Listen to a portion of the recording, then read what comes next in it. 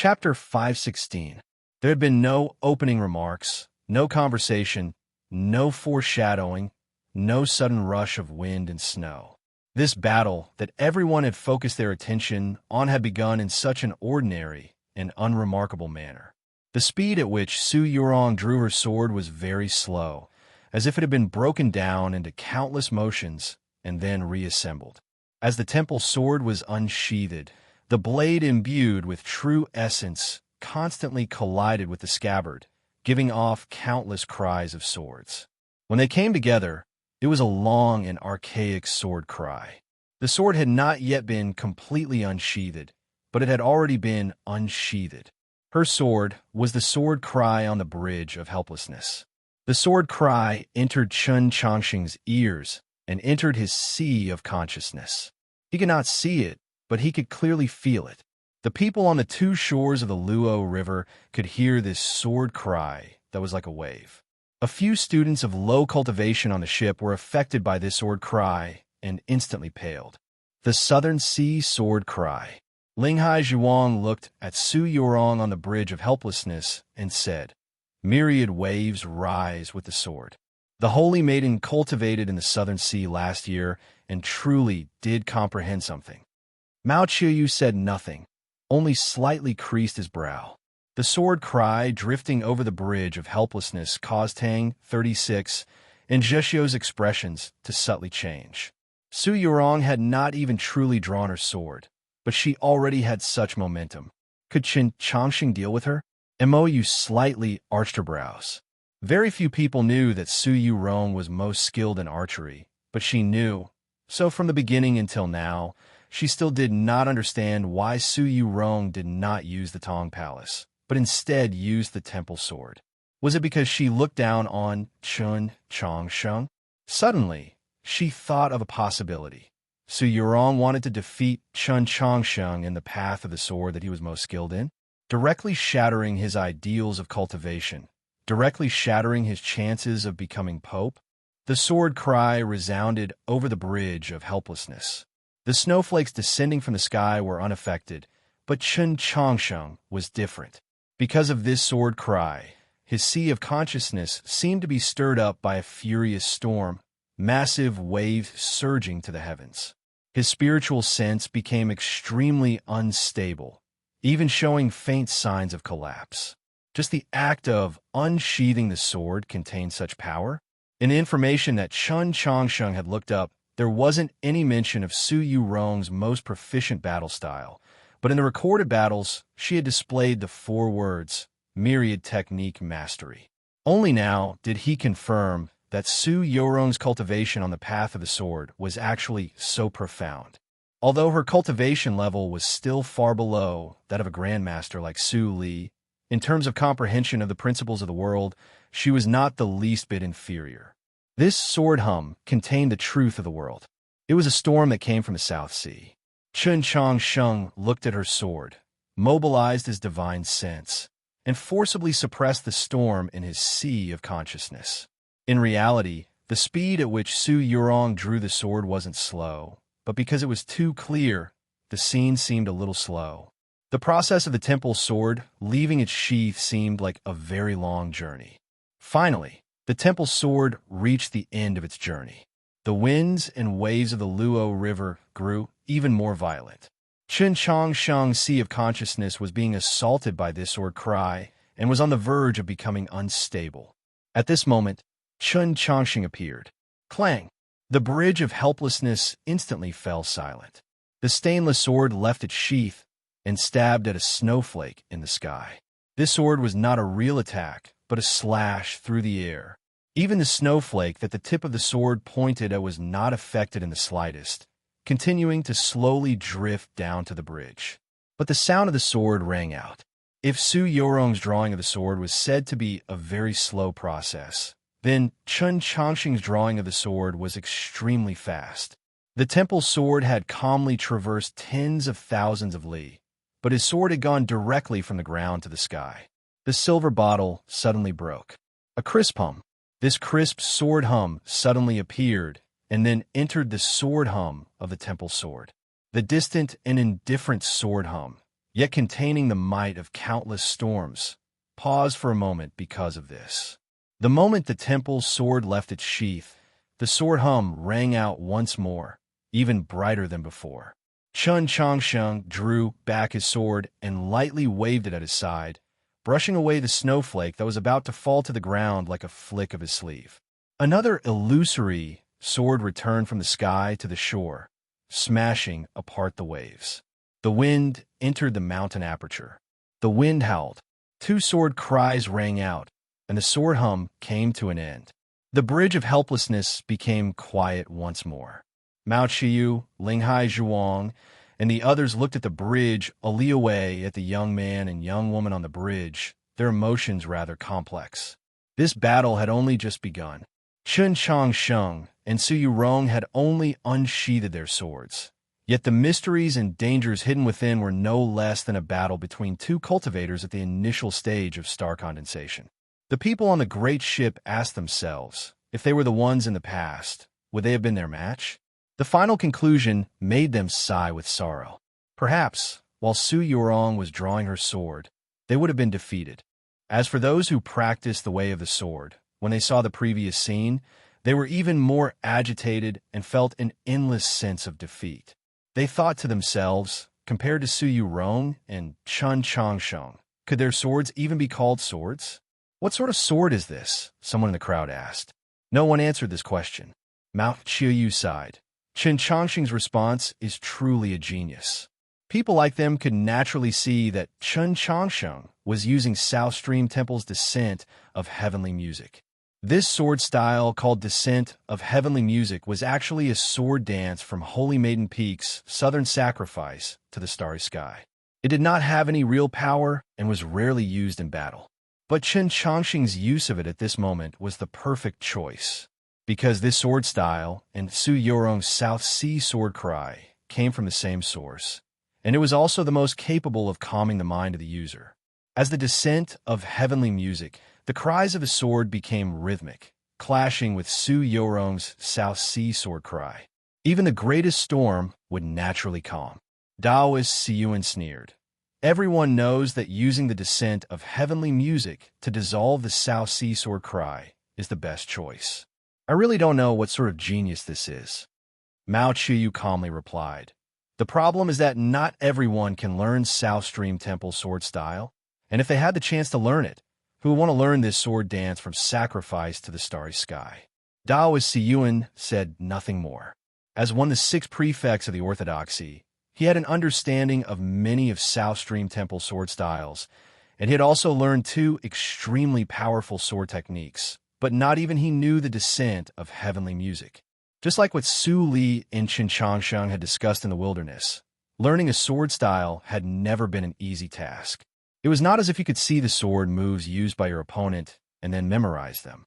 Even if you learned the opponent's sword style, you needed to have a corresponding method of circulating true essence to coordinate with these sword moves. Only when the 2 fused into one could you be considered to have learned the sword style. Chun Changsheng did not have the method of circulating true essence for the sword styles of South Stream Temple, but he had other methods. From teaching Luluo last year to saving Xianyuan Per and Zheshio, through his understanding of the demi-humans and demi-humans, coupled with his own reflections over the past few years, his alternative method was already extremely mature. Even Su Li was somewhat astonished.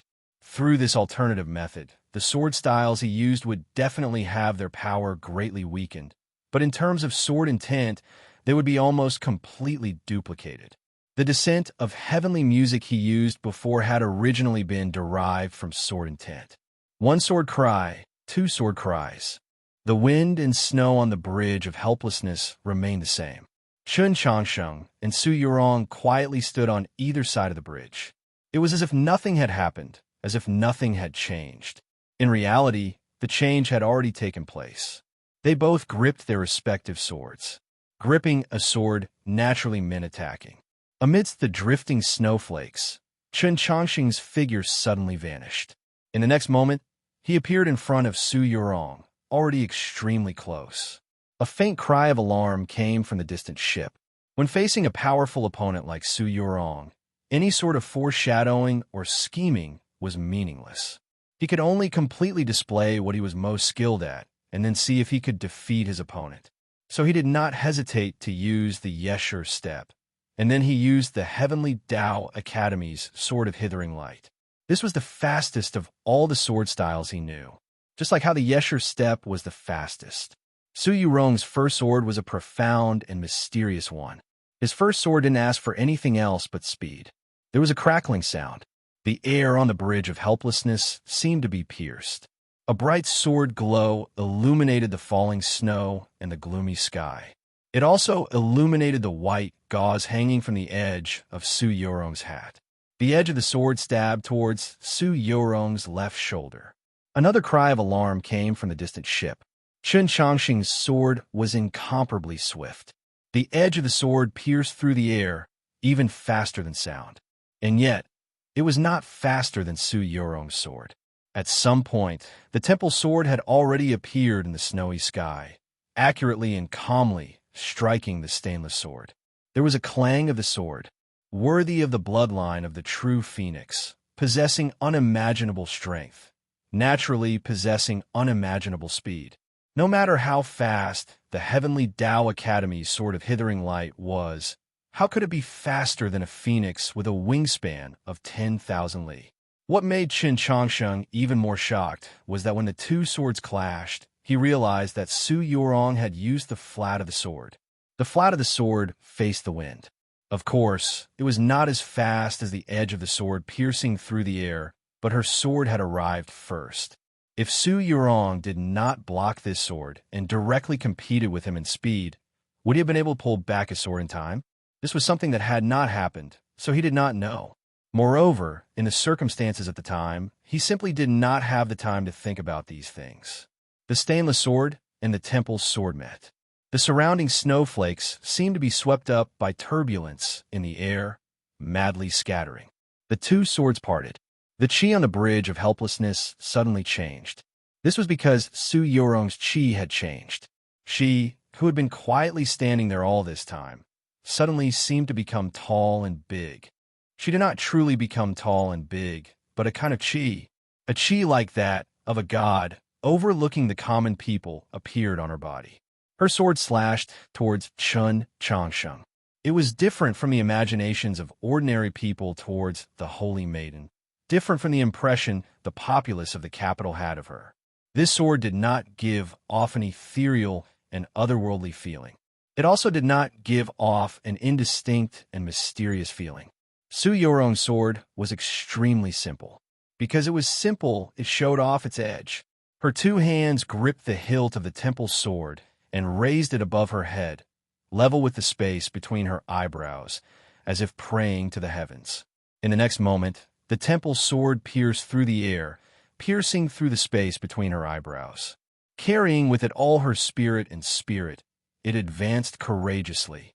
A seemingly limitless amount of true essence, an indestructible divine sense, along with an incomparably berserk sword energy, slashed towards Chen Changxing's head. Yesterday, Reader High, He Jun came over and said that the monthly votes were ranked first.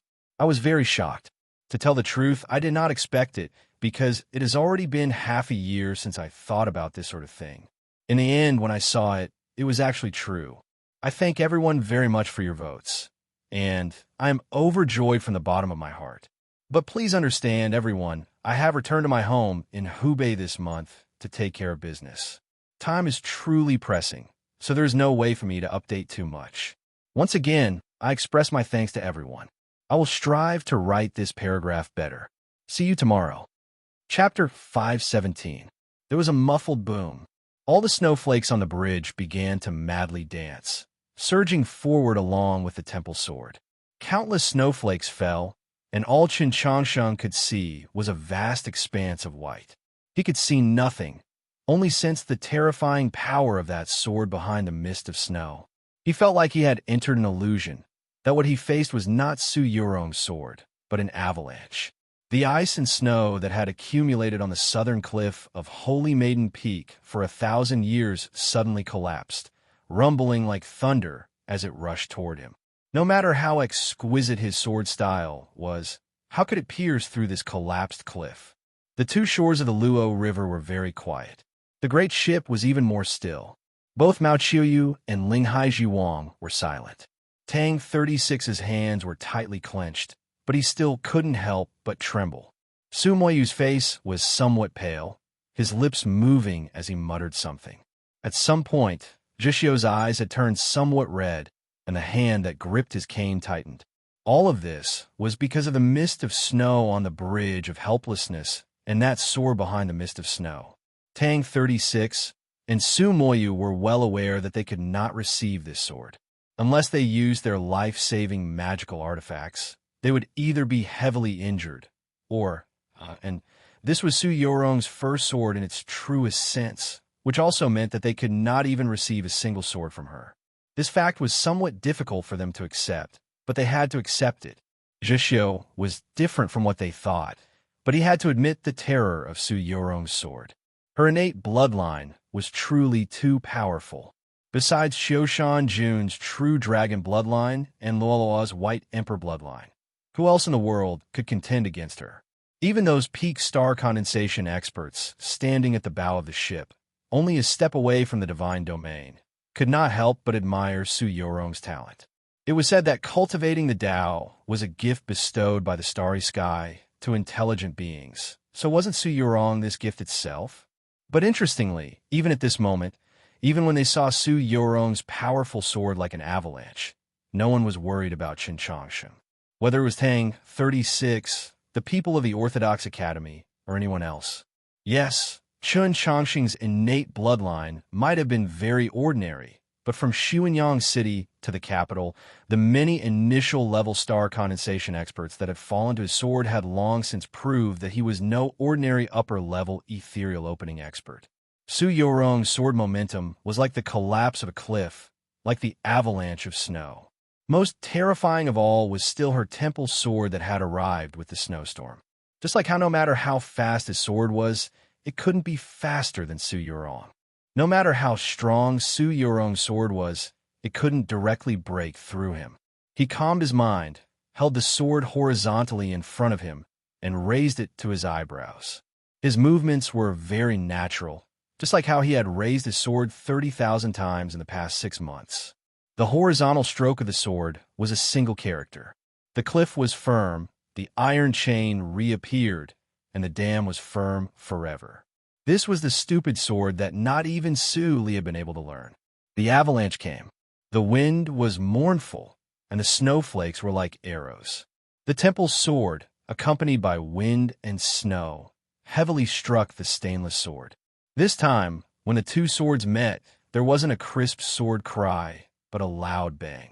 It was as if the gods in the sky were holding an iron hammer and smashing it heavily on an iron chopping board. All the snow on the bridge was blown into the air. The Luo River beneath the bridge rose and fell with it. The temple's sword slashed down. An unimaginably majestic energy fell upon the body of the stainless sword. The avalanche of 10,000-year-old snow broke through the seemingly sturdy cliff and rushed into the great river, where it began to incessantly batter against the iron chains and the dam. With an ear-piercing noise, the stainless sword slightly bent. The stupid sword that Qin Changshan had never broken through ever since he had mastered it actually showed signs of crumbling. He had long since been prepared for this. At some point, his left hand had gripped the vault sheath, and with a clang, the sheath wrapped around the edge of the stainless sword. His left hand gripped the sheath, his right hand gripped the hilt, and he held it horizontally in front of him to receive it. The rumbling continued without end. The torrential rain pounded without end. Clack, clack, clack. The sound of something hard shattering resounded through the snowstorm. In the snowstorm, one could see Qin Changshan's figure constantly retreating. The snowstorm gradually subsided.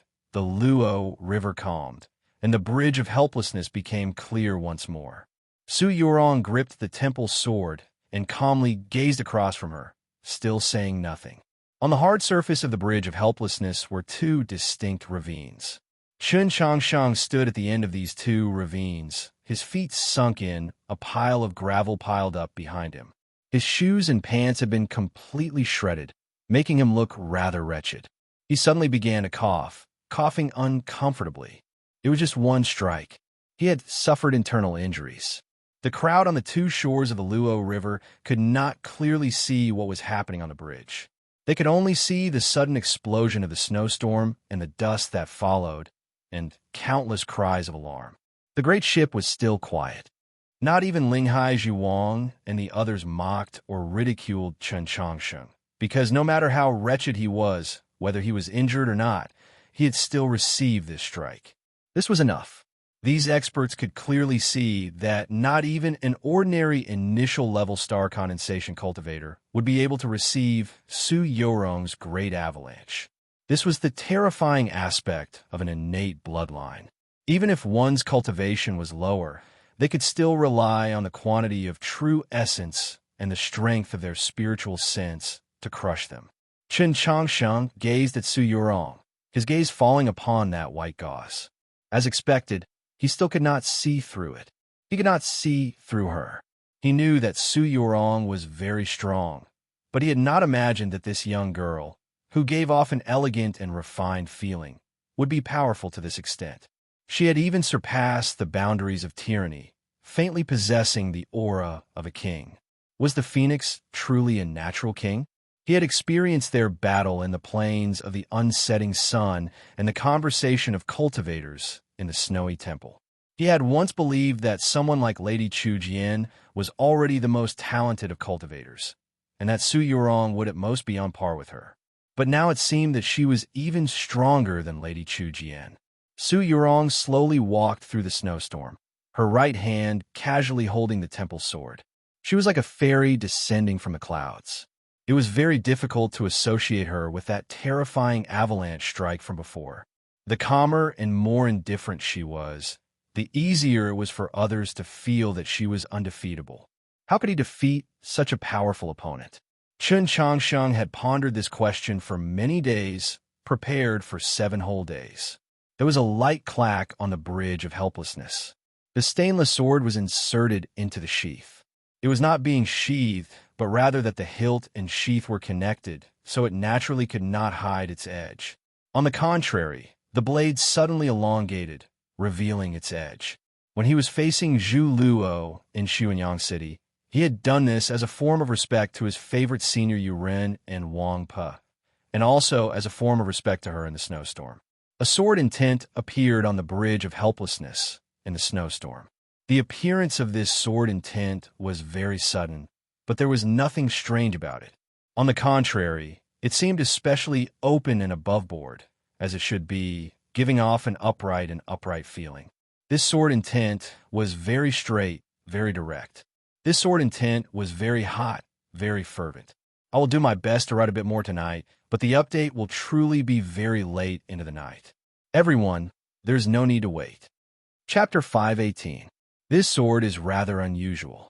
As he stood at the bow of the ship and gazed at the stone bridge a li away, sensing the sword intent, Linghai Zhuang's expressionless face finally began to show some signs of change. Taoist Siyuan replied, "Principal Shang's disciple is naturally unusual." The sword intent Chen Changsheng had released was very powerful, but it was not enough to shock powerful experts of their level. The change in his emotions stemmed from the two meanings fused into the sword intent. This sword intent was very hot. Chen Changsheng was well aware that whether it was the quantity of true essence or the strength of his spiritual sense, he was far inferior to Su Yorong, who possessed the bloodline of the true phoenix. Thus, he immediately ignited the fire in his heart. This battle had just begun, and he had not even truly used his sword. If he did use it, he would definitely use his strongest sword. A strand of spiritual sense fell on the 10,000 li of snowy plains outside his ethereal palace, and the snowy plains simultaneously began to burn. The bridge of helplessness also began to burn. Not a single flame could be seen, but one could feel the temperature rise. In an instant, the snowflakes descending on his body melted, transforming into water in the air and splashing onto his body and the bridge, washing away all the snow that had been on his body. This sword intent was very straight, somewhat similar to the sword he had used to block Su Yurong's great avalanche, but it was even straighter. It was not a cliff or a riverbank, but a straight line. Because it was straight, it was unyielding. The stainless sword was still in his hand, but the wind and snow on the bridge of helplessness were already frozen in the air, a straight line appearing in the middle of the bridge. This line had divided the bridge of helplessness into two completely different worlds. He was on this side, so Yurong was on that side. The rain was on this side, the snow on that side. Sword intent enveloped the stone bridge, scattering the rain and snow. Chun Changsheng raised the stainless sword, his eyes calm and determined. This was the first time he had tried to burn his true essence so violently after learning the blazing sword from Su Li, but the amount of true essence and power contained in this strike were still inferior to Su Yurong's great avalanche. However, his sword strike was filled with even more energy, concentration, and sharpness. Mao Qiyu suddenly took a step to the bow of the ship. As he gazed at the distant bridge, he frowned in disbelief. Why does it feel a little like Wang Po's Path of the Blade? Tang 36 replied, "It is Wang Po's Path of the Blade." When he said this, his expression was very solemn. Previously, he had said that this battle would only determine victory and defeat and had nothing to do with life and death, so he didn't really care. However, at this moment, looking at Chun Changsheng's sword essence, he began to lose confidence in his own judgment, and then began to feel uneasy. When the people standing at the bow of the ship heard Mao Qiyu and Tang 36's words, they were somewhat shocked, and then they very naturally thought of that battle in the rain in Xuanyang City. As for Shui He, who also used a blade, his emotions were even more complex. He stared at the bridge of helplessness with an extremely focused gaze, not wanting to miss a single detail. Su Shiji expressionlessly said, "This kid is really lucky to have the opportunity to learn from so many experts. This has nothing to do with luck." Mao Qiyu said with a grave expression, "To learn Wang Po's Path of the Blade, one must walk on his path of the blade. This is not something that just anyone can do." This statement was correct. Previously, Chun Changsheng had used the sword style of South Stream Temple to execute the descent of heavenly music. It could be said that he was knowledgeable, and with the assistance of the orthodoxy, he had many fortuitous encounters on the path of cultivating the sword. However, it was not that simple to learn Wang Po's Saber Dao. He had to believe in Wang Po's Path of the Blade, so he had to practice it without the slightest hesitation. And this was precisely the reason for Tang 36's concern. Wang Po's Path of the Blade rested on the word straight. No matter how powerful the enemy before the blade was, even if it was an expert that was impossible to defeat, the hand gripping the blade had to be steady, the edge of the blade had to be straight. To achieve this, the heart of the wielder of the blade had to be as straight as the edge of the blade. That rather shabby middle-aged man had used his countless battles in Tianliang County, in the Wenshui Tangs, in Scholarly Manor of the South, and in Xuanyang City to prove this point. The bow of the ship was silent. Those experts whose cultivations far surpassed Chun Changsheng's asked themselves if they could walk on Wang Po's Path of the Blade. In the end, they could only give a negative answer. On the bridge of helplessness, Chun Changsheng had not even unsheathed his sword, but his sword intent had already appeared. The snowflakes descending from the sky transformed into raindrops, weaving into a curtain of rain that shattered one by one. The shattered raindrops that were closer to him completely evaporated into mist, enveloping his body within. Su Yurong stood in the snow, her eyes slightly apprehensive as she revealed a grave expression. The white gauze covered her face, and the rain and mist obstructed her vision, but it did not affect her perception of this sword intent. She was keenly aware that if she walked over that line in the middle of the bridge of helplessness, she would be greeted by Chun Changsheng's unreserved, most powerful sword. This sword would assuredly decide victory and defeat. Of course, she could also continue to stand in the snow and wait for the changes that might occur later on. But this could also mean that Chun Changsheng could raise his sword intent to an even more terrifying level. If he could do it, Chun Changsheng unreservedly ignited his true essence, using Wang Po's merciless path of the blade to draw a clear path on the bridge of helplessness in the snow and wind. He had drawn a path for this battle. He was letting Su Yurong choose. The white gauze fluttered. Su Yurong closed her eyes. Then, she opened her eyes again. Opening and closing her eyes was a matter of moments. In this moment, she had already made her choice. The Luo River beneath the bridge, constantly receiving snowflakes and drizzle, lightly swayed. The large ship in the distance was also swaying. The painter from the pavilion of heavenly secrets, standing at the very front of the ship, suddenly swayed. The expressions of the other two painters from the pavilion of heavenly secrets also changed. Then, their voices trembled with shock and unease. "It's that sword? Is it going to end so quickly?" The three painters were all at the star condensation realm. They were not the strongest people present, but they had watched and recorded countless famous battles. They were the most sensitive to the changes in battle, so they were the first to understand what had happened. Soon after, Mount Chiyu, Daoist Siyuan, and the others also understood. The Luo River was deathly still. All this was because the girl on the bridge of helplessness had opened her eyes once more. The white gauze fluttered in the wind and snow, but it could not obscure her gaze. Faint golden specks of light floated out of the white gauze. Did those specks of light come from her eyes?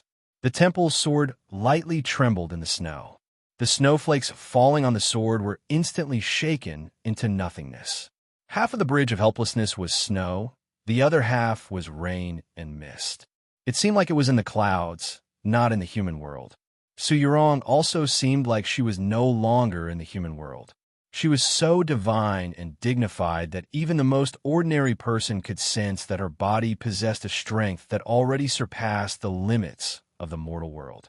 Mount Chiyu, Daoist Siyuan, and Linghai Zhuang revealed expressions of disbelief as they simultaneously said in trembling voices, "The Sword of Great Light?" Chapter 519. When the three painters from the Pavilion of Heavenly Secrets cried out in alarm, many people on the ship guessed at what sword Su Yurong was using, but because they were too shocked, they did not dare to believe it. Only when they heard Mao Qiuyu and the other two did they finally confirm that it was as they had imagined. A deathly stillness. Only the Luo River gently lapped against the side of the ship. The crowd gazed at the distant stone bridge shrouded in mist and snow, at that fairyland-like scene. They thought in shock, could it be that the Sword of Great Light is about to reappear in the world? Countless years ago, at the beginning of the Orthodoxy's division from north to south, the first Holy Maiden of the South viewed the monoliths in the mausoleum of books and comprehended the Tao. From autumn to summer, she finally created two great Taoist techniques under the pavilion in front of the divine path. One was said to be the most profound and difficult to understand departing spring, while the other was the legendary Sword of Great Light. The Sword of Great Light possessed a divine aura that transcended the secular world and an unimaginably terrifying might.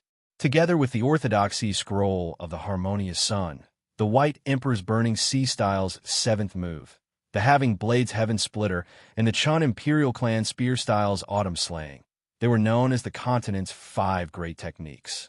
The Harmonious Sun scroll comprehended the heavenly Tao and forgot the sea of stars. The Burning Sea Style was tyrannical beyond compare. The Having Blades slaughtered all living things. The Frost Spear watched all living things wither in the world. Each had its own Tao, winning in temperament and spirit. But the Sword of Great Light was different. It was more like a sacrifice to the starry sky, a transcendence of the path of the sword. The Sword of Great Light was an unimaginable sword style. It had no specific moves, but was more like the essence of 10,000 swords. The incomparably complex trajectories of starlight were finally displayed in the simplest form. This sword style was both the simplest and the most complex. Each ray of light was a sword, and as the rays traveled between the heavens and earth, they could imitate all living things. As long as one was within the heavens and earth, how could one avoid them? Besides the legendary Departing Spring and Scroll of Time, no other profound and incomprehensible techniques could be found in the Orthodoxy. Learning them was naturally especially difficult. Practitioners of the sword had to have a clear understanding of the myriad sword styles of the world, and then borrow the temple chi of great light to perfectly combine their understanding of the path of the sword with the orthodox Taoist techniques of the orthodoxy. To learn the sword of great light, one had to borrow the temple chi of great light to comprehend it. Many years ago, Zhou Dufu had charged in a holy maiden peak and took away the temple sword, causing the sword to be lost. Hasn't the sword of great light been lost for centuries? The people on the ship looked at the fairyland-like bridge of helplessness, looked at the faintly discernible figure of Su Yorong in the snow, and could not help but let out low cries of shock. Linghai Zhuang said, "The temple sword has reappeared in the world." Only now did the crowd realize that the sword in Su Yorong's hand was the temple sword of South Stream Temple. Soon after, they recalled the rumor that Chun Changsheng had discovered the sword pool in the garden of Zhou and knew that this temple sword had to have been returned to South Stream Temple by the Li Palace. They couldn't help but feel that this matter was rather chaotic. Mo Yu looked at the bridge of helplessness, her willowy eyebrows slightly raised. In order to comprehend the temple sword's divine chi, there was no other method besides time. Back when the temple sword was still at Holy Maiden Peak, not every holy maiden was able to grasp the sword of great light. Those holy maidens who did grasp the sword of great light often had to wait for their cultivation to reach the pinnacle, and only after several decades could they completely comprehend it. She was keenly aware that Su Yorong had only turned 16 last month, and it had only been 7 days since she had obtained the temple sword from the Li Palace. So how had she managed to do this? Just as the people on the ship were shocked, speechless, the scene on the bridge changed once more. Countless bright, but not dazzling golden rays of light pierced through the snow, illuminating the Luo River and the cold-resistant willow branches on both sides of the bridge. The fairyland instantly became a divine kingdom, and the stone bridge seemed to be the path leading to the divine kingdom. Now, there was no longer any doubt. Su Yorong truly was using the sword of great light. The rays of light pierced through the snow. Light and shadow flickered in and out of the snow, creating countless faintly discernible marks. These marks were all sword intents, condensed and unmoving, hidden and unreleased. If the rays of light in the snow came into contact with something, then the countless sword essences would follow the snow and appear in the rain. Although up until now, people had not seen these sword essences turn into real sword moves, they could already faintly feel that there were countless sword moves hidden within. This was the most terrifying aspect of the sword of great light. If Chun Changsheng raised his sword to meet it, those sword intents would transform. Who could destroy the light of the world? If it were an expert like Mao Qiuyu or Linghai Zhuang, who was only a step away from the divine domain, they could naturally rely on their vigorous true essence and profound cultivation to forcefully crush and destroy Su Yorong's sword of great light. They only needed to pay a relatively small price. However, Chun Changsheng's cultivation was similar to Su Yorong's, and his quantity of true essence and the strength of his spiritual sense were far inferior. How could he destroy this sword? Of course, since the sword of great light was not a sword of the secular world, one had to pay an enormous price to use it. Even with Su Yorong's heavenly phoenix bloodline, she could only use it once at most. If Chun Changsheng could not destroy this sword of great light, he would assuredly lose. If he could destroy this sword of great light, Su Yorong would assuredly lose. This was precisely why that painter from the Pavilion of Heavenly Secrets had said those words in shock. Today's battle on the Bridge of Helplessness was the focus of everyone's attention. For the sake of this battle, the common people of the capital had already waited for several months, perhaps even almost 2 years. Was this battle really going to end so quickly? Many people were shocked. Whether it was Mao Qiuyu, Linghai Zhuang, or Dao Siyuan, none of them would allow themselves to be pushed into such a desperate situation so early. Yes, this was a desperate situation. This was the case for both Chun Changsheng and Su Yorong. Victory or defeat was decided by a single sword. Chun Changsheng and Su Yorong were both people who had great confidence in themselves, and confident people would not allow themselves to be forced into this sort of situation. Yet this was what they had done, leaving no path of retreat for themselves. Qin Changsheng used Wang Po's path of the blade to carve out a path on the snowy bridge. Su Yurong had her own path, but she had calmly accepted this path because they were both in the prime of their youth. Youth did not need to be preserved. There was no need to hide one's weakness, much less hide one's edge. Youth is to force people. Thus, this battle, which had barely begun, had already reached its end. Senior experts like Linghai Zhuang were no longer youthful, and had even forgotten their own youth, so they could not understand. Tang 36 could understand. Su Moyu understood. Prince Chen Lu vaguely understood, and Zheshio understood best because they were all young. Whether it's Chen Changsheng or Su Yurong, neither of them likes to put on a show for others to see. Tang 36 turned his head to glance at the dense crowd on the two shores of the Luo River and said, "It will end very quickly." At this moment, a cry of alarm suddenly came from below the great ship. The snowy mist on the bridge of helplessness madly danced, and the rain and mist suddenly dispersed. Countless rays of light concealed countless sword intents attacked Chen Changsheng. Chen Changsheng raised a sword and stabbed at a certain place in the snow and rain. There was nothing new about this attack, much less any deeper meaning. Yet the rain and snow on the bridge suddenly stopped. Chapter 520. A sword glow lit up. Compared to the boundless light surging out of the mist and snow on the other side of the bridge, it was so dim and not even worth mentioning. The trajectory the sword drew in the mist, and the place it fell in was also so ordinary and unremarkable. Anyone could see that it was a very ordinary sword technique. Yet the moment the edge of the sword rose, the mist drifting down from the sky instantly stopped. Even the boundless light brought about by the temple sword began to recede as it flew towards the stainless sword. The sword of great light had not yet arrived. What came with the mist, and mist was sword intent, formless and formless. Yet Qin Changsheng had seen through the intent of the temple sword hidden behind the light. Because he used the intellectual sword, he had used an entire 7 days to cleanse his all-seeing eye. He wanted to see the truth. To be able to guess the sword intent hidden in the mist and see the truth that had yet to be discovered did not mean that he could easily break through it. How had he done it? The stainless sword's seemingly casual flick. That sword technique was clearly extremely ordinary, yet it was especially suitable for the current situation. It was like a meticulous painting of flowers and birds. He had seemingly carelessly and casually put down the final stroke, the ink line so twisted and powerless. Yet if one looked from a little distance, one would see that it was a plum branch. A casual dot of ink could also be the finishing touch. An ordinary stroke could sometimes make an entire painting come alive. The problem was to find the right time and the right situation to put down that dot of ink. To put down that stroke required countless times of practice and comprehension. Only then could one know where the stroke should be placed and what kind of brush technique should be used.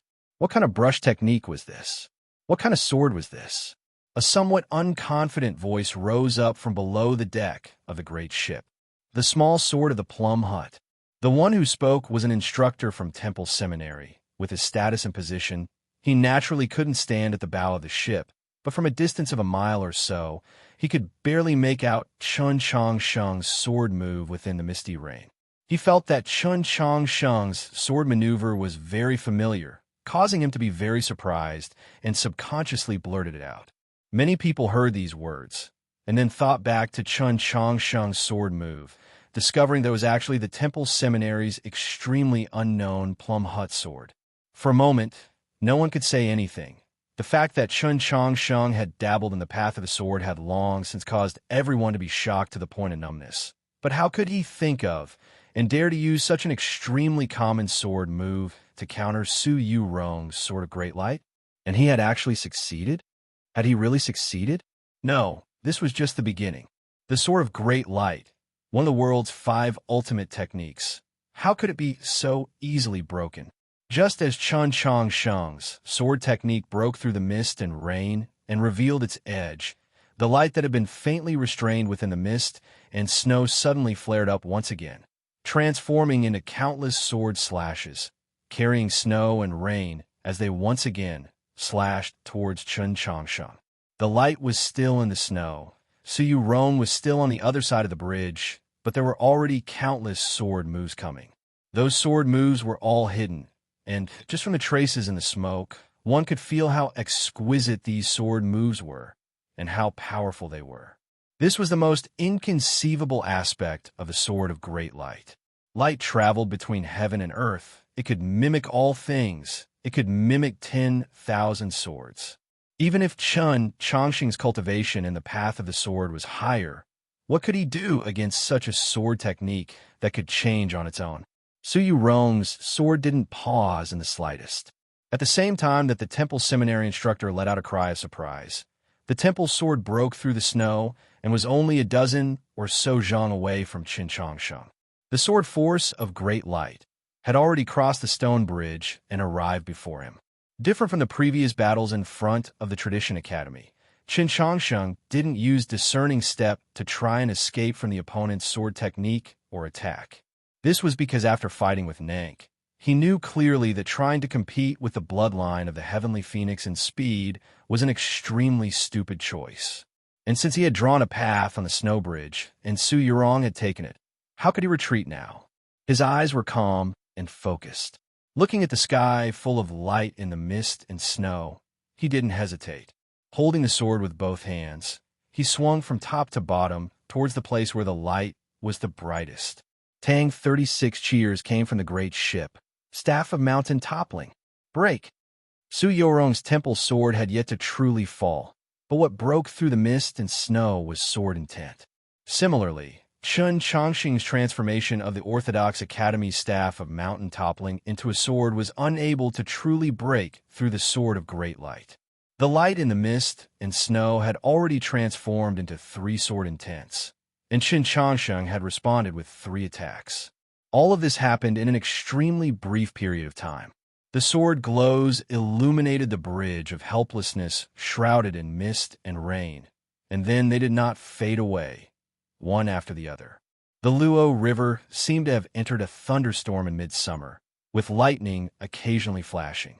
Yet the clouds formed from a mist and snow were still as berserk and powerful as ever. They were not torn apart by the lightning and continued to move towards the other end of the bridge. Whether it was the people on the ship or the people on the 2 shores of the Luo River, none of them could clearly make out the details on the bridge of helplessness, such as those fluttering sleeves and white muslin. They could only faintly make out the figures of Chun Changsheng and Su Yurong in the mist and mist. The divine qi exuded by the slowly advancing Su Yurong grew thicker and thicker, the pressure of the light growing stronger and stronger, just like a statue of a god in the Li Palace. As for Chun Changsheng, he was still standing at his original position, calm and silent like a stone. No matter how much water washed him, his form would not change, his heart would not waver. One was emotion, one was in stillness. What was still was the heart. What was in motion was the sword. The stainless sword was like a bolt of lightning, while the temple sword was like a bright sun. But in the mist and mist, they were actually more like 2 ships sailing on the great sea at dusk, sailing against the wind and breaking through the waves. They gradually grew closer and closer, and at the very last moment, they would meet. Even now, Chun Changsheng and Su Yurong's swords had yet to meet, but their sword intents had already met countless times. The Luo River emitted countless clear cries of swords, closely followed by the swishing of swords cutting through all hard objects. Protected by a powerful array, the bridge of helplessness that even warships could not destroy seemed so frail in the sea of light and the massive waves raised by the 2 swords. Countless cracks appeared on the hard surface of the bridge, and the bits of stone that flew out were instantly pulverized by the sword energy. The railings on the 2 sides were covered in dense cracks like spiderwebs. Those beast heads that had been quietly watching the Luo River for countless years were cut into bits by the splashing sword intents, their ears and faces severed. The people on the 2 shores of the Luo River were somewhat far away, so they could not clearly see what was happening on the bridge. They could only see the light in the falling snow and hear those sounds. Even so, their minds were still agitated and uneasy. The people on the ship were a little closer, and they cried out in shock at the exquisite sword techniques in the mist and mist. Is that the heaven-quaking sword style? 3 sings of the fisherman's song. How could he know the sword style of the emotion-severing sect? Cries of surprise came from below. The people standing at the bow of the ship silently gazed at the bridge of helplessness. Yes, there truly was no sword style in this world that could completely break the sword of great light, because this sword technique of Holy Maiden Peak was too inconceivable. In the instant the light appeared in the mist, Chun Changsheng recalled the records in the Taoist canon and felt the same emotion. He had never seen such a complicated and all-encompassing sword style, yet so simple that it already coincided with the heavenly Tao. He had never even imagined that the sword of great light was already the final shore of the path of the sword. Ever since he began cultivating the Tao, the only time he had felt something similar was when he saw Su Li cleave open a path to the south with that heaven-shrouding sword. With his current cultivation in the path of the sword, if he wanted to break the sword of great light, there were only 2 methods. One was to use the final move of the Mount Li sword style, or the other was to use the 10,000 swords from the sword pool, like he had done in the Garden of Zhou, or when he faced Zhu Luo in Xuanyang City. However, the former would inevitably lead to life and death together, so he could not choose. The latter was something that not even he could control. It would surpass the calculations he had made in the past 7 days, so he could not choose.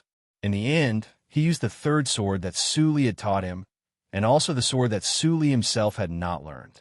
It was just at this time he used sword intent, not the sword itself. He did not use the sword to defend, only the clumsiness of the sword, because no matter how one looked at it, that method was very stupid. He used countless swords to break Su Yorong's one sword.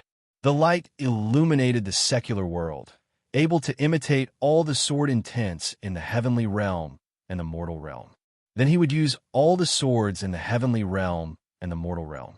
This method was very stupid, but to be able to learn all the swords in the heavenly realm and the mortal realm, and to know when and which sword to use, to break the formless form and unintentional intent before the light, how could someone truly be stupid? The teachers and students of the Ivy Academies at the bottom of the ship could not understand, but the important figures standing at the bow of the ship were well aware of this point. So when they saw those sword intents crisscrossing the world on the snowy bridge, they fell silent for a very long time. The Minister of Rites was not a cultivator, so he could not help but ask, "How many swords?" Linghai Zhuang expressionlessly replied, "Principal Chun used 43 swords."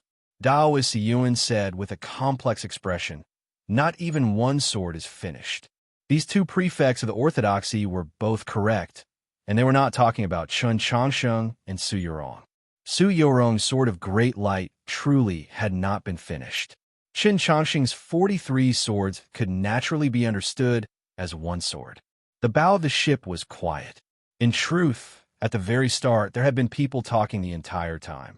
When Chun Changsheng used the 6th sword, Su Moyu softly said, "I've lost." When Chun Changsheng used the 9th sword, a divine general who had returned from Temple Pass to report to the imperial court creased his brow and shook his head. When Chun Changsheng used the 11th sword, Shui's hand lightly caressed his severed arm. When Chun Changsheng used the 27th sword, Zhixiu shook his head. If he and Chun Changsheng had a direct confrontation, he would have lost. Of course, this was just a discussion of the sword, not a battle to the death.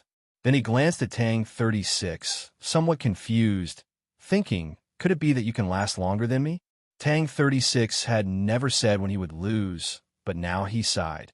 Have we all learned the sword for nothing? Many people at the bow of the ship had rather unsightly expressions, but they could not refute this.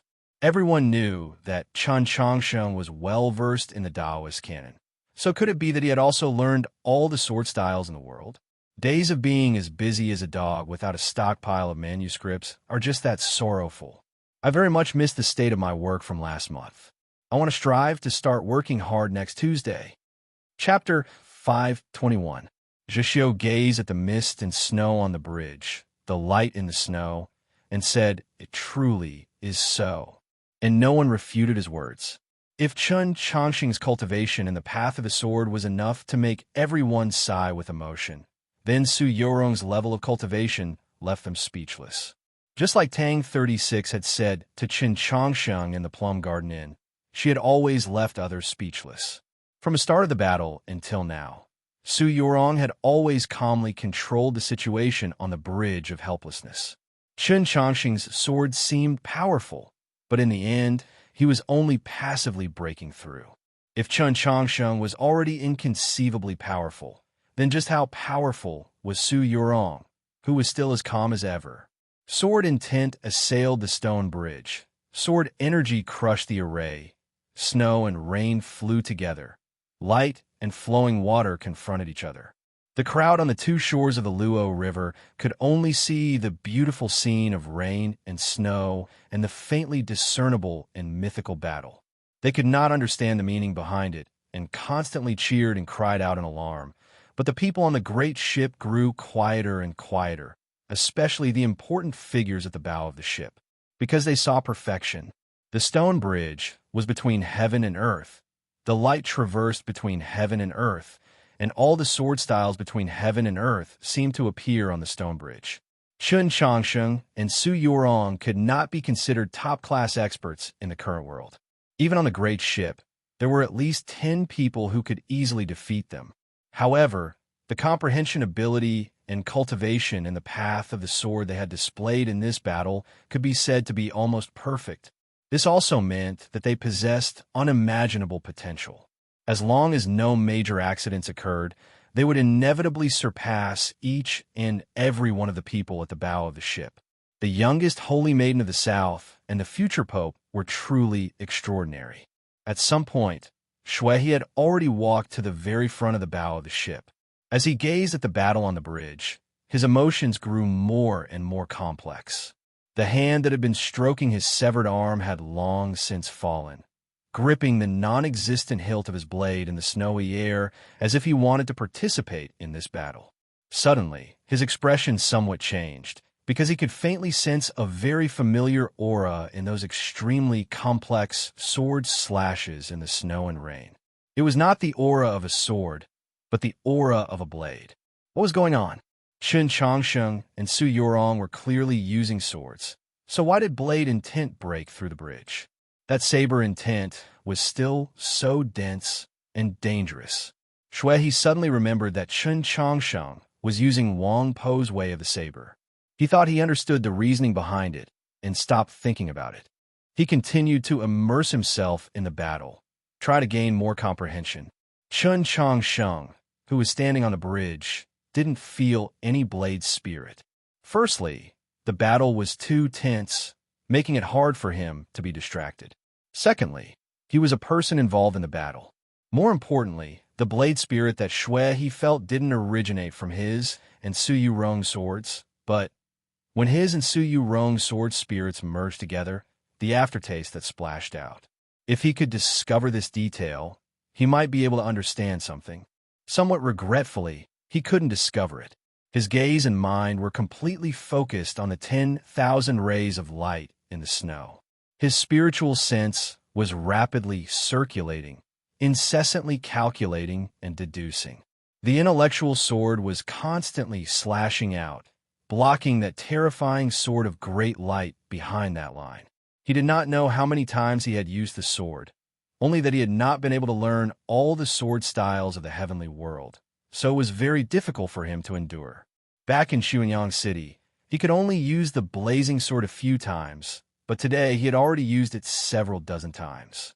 The true essence provided by the blazing snowy plains had long since been exhausted, and he was now completely relying on the lake outside his ethereal palace to support him. But he was not worried, because reality had proven that his 7 days of preparation had been useful. Su Yorong had unexpectedly learned the sword of great light. That divine and dignified sword technique, like the ocean and also like a dewdrop, had still not been able to break through that line in the middle of the bridge of helplessness.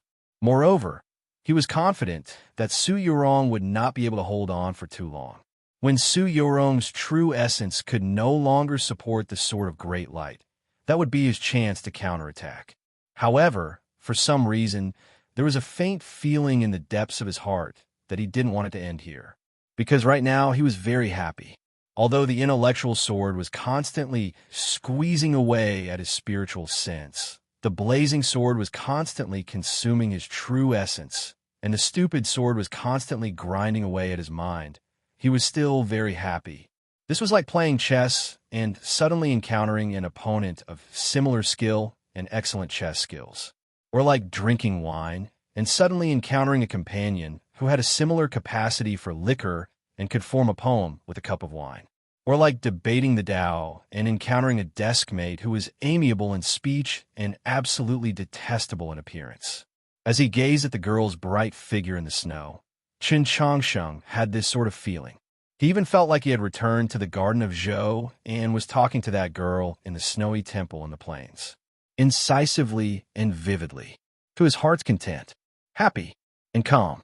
He even felt that Su Yorong in the snow was probably thinking the same thing as him. Yes, Su Yorong was also thinking the same thing. Of course, she was thinking even more clearly than he was. Su Yorong had not thought of any chess companion or drinking buddy. She immediately thought of that night in the snowy temple. For the sake of this battle on the Bridge of Helplessness, the two of them had prepared for 7 whole days. More than 300 sheets of paper brimming with calculations and deductions, 17 star charts, were in the snow and rain, in the marks of sword intent. They used this to play chess, to talk, to fight. If this could continue forever, it would naturally be very good, but in reality, this was not possible. The falling snow shattered, the falling rain melted, the surface of the stone bridge shattered into a spider web, the Luo River beneath the bridge covered in tens of thousands of scales. Chen Changsheng and Su Yorong had both reached the end of their paths. The girl's figure had already appeared in the snow, extremely close to the line in the middle of the bridge, but her footsteps had become much heavier. The transformations of Chen Changsheng's sword style had also begun to gradually become sluggish. It was no longer as nimble as it had been at the beginning, even seeming somewhat unfathomable. The snow suddenly fell, the rain suddenly dispersed, and the Bridge of Helplessness inexplicably became clear and bright. 2 figures met on the bridge, like the remnants of a game of chess, with only 2 moves left, victory and defeat determined. Like the remnants of a banquet, with a few yellow flowers falling between the dishes and bowls, competitive and austere. In the wind and snow, the people were gone, the temple was empty, only the ashes in front of the statue of God still retained some warmth. The white gauze fluttered, Su Yorong's eyes were filled with divine light, like the stars on the astrolabe. Chen Changsheng held his sword and lightly flicked, the edge of the sword piercing through the falling snow, like 300 sheets of paper dancing in the little building of the Orthodox Academy. Su Yorong floated up like a god descending to the world. Her sword, imbued with light, stabbed towards Chen Changsheng. Intellectual sword strike. Temple sword break. Just at this moment, something that no one could have imagined happened. Chen Changsheng's 2 hands were originally gripping the hilt of his sword, but now he suddenly loosened his left hand, stretching out through the air towards the temple sword that had broken through the snowy sky. What did he want to do? Even if his body had been bathed in dragon blood, comparable to the most perfect purification, it was still a body of flesh and blood. How could it resist the edge of the temple sword? Not to mention that the temple sword was imbued with Su Yorong's heavenly phoenix true essence, bringing with it an infinite light. Even a great expert like Mao Qiao, you would probably not dare to use a single hand to receive it. Chen Changsheng's movements were very casual, very natural, like he was extending his hand toward a bookshelf to take a book. Of course, he did not want to use his left hand to block the temple sword. He only wanted to form a connection with the temple sword. His finger, besides the snowy sky and the light of the temple sword, also contained a faintly discernible connection. The temple sword had originally been brought out of the Garden of Zhou by him. He was extremely familiar with the sword intent of the temple sword. So how could the temple sword not recognize his qi? When the sword pool appeared in the Garden of Zhou, 10,000 old swords had followed him into battle, including the temple sword. All of these swords were his companions, his comrades. On the battlefield, how could a comrade attack you? In a moment of life and death, how could a comrade not hear your cry for help? An unimaginable ripple of chi appeared on the bridge of helplessness. The temple sword fiercely trembled in the snowy sky, then quickly flew towards Chun Changshan. It was flying, not stabbing, because there was no longer any hostility, much less killing intent. The sword of great light suddenly dispersed. However, an even more shocking matter occurred. Su Yurong seemed to have long since calculated this scene. Her right hand still gripped the temple sword. Borrowing the momentum, her white dress danced in the snowy sky. Her figure transformed into blood, gathering away the 10,000 rays of light, and directly arrived in front of Chun Changshan. If Chun Changshan had not used his spiritual sense to shake the temple sword at the last moment, no matter how fast Su Yurong's movement technique was, it would have been impossible for her to break through his stainless sword so quickly. Chun Changshan had calculated 7 days. She had also calculated that he had 7 days. There was a light squelch. Perhaps it was because his control over the temple sword had come a little too late, or perhaps it was because Su Yurong was still the Holy Maiden, and although she had only been reunited with the temple sword for 7 days, her control over the sword was even stronger than Chun Changshan had imagined. Or perhaps it was because something had happened that neither of them could understand. The temple sword stabbed into Chun Changshan's left shoulder, causing blood to spurt out. Then, the temple sword fell into his hand. The wind and snow began to gently dance once more, whistling as if even the heavens and earth were somewhat astonished. For some reason, Chun Changshan's movements were somewhat sluggish. The stainless sword in his right hand, which had originally been at the pinnacle of perfection, had deviated slightly. With a leisurely gust of wind, Su Yurong extended her slender index finger. It seemed slow, but it was actually incomparably swift, pointing at the space between Chun Changshan's eyebrows. If it had been a normal finger, it would have been utterly incapable of threatening Chun Changshan's life. Although his body, which had been bathed in dragon blood, could not directly resist the famed swords on the tier of legendary weapons, it should not have allowed a slender finger to break through his defense. Yet for some reason, an immense sense of danger suddenly welled up in his heart, and he even felt that his life was about to be lost. A speck of light blossomed on the tip of Su Yurong's finger, like the light of a firefly, yet it seemed to contain boundless energy. No one could be faster than this finger of hers. At the very least, in all the battles that had taken place, besides Nank, no one else could match the speed of this finger of hers. From the start of the battle until now, she had never unfurled the wings of the phoenix, because she did not need to. The body did not have the wings of the rainbow phoenix, but their hearts were linked by telepathy. This was the rhino spirit finger. The next chapter will determine victory and defeat. The next chapter will be released at night, around 8:20. Chapter 5:22. Cries of alarm rose up from the great ship far away on the Luo River. They watched as Chun Changshan extended his left hand and used a method they could not understand to easily break the sword of great light. Then, they watched as Su Yurong seemed to have guessed his method ahead of time, borrowing his method to break the sword to break his sword energy. Then, they watched as Chun Changshan clearly controlled the temple sword, but the temple sword still pierced into his body. Finally, they saw Su Yurong extend that seemingly casual finger towards Chun Changshan, but in reality, it carried the weight of a thunderbolt. Rhino spirit finger. Daoist Si Yuan was moved. Was Chun Changshan going to lose? Would he die to this finger? Mao Qiu Yu's expression changed dramatically. His sleeves rippled as he prepared to rush up the bridge. Tang 36's complexion became abnormally unsightly, as did Mou, Prince Chunlu, and the others.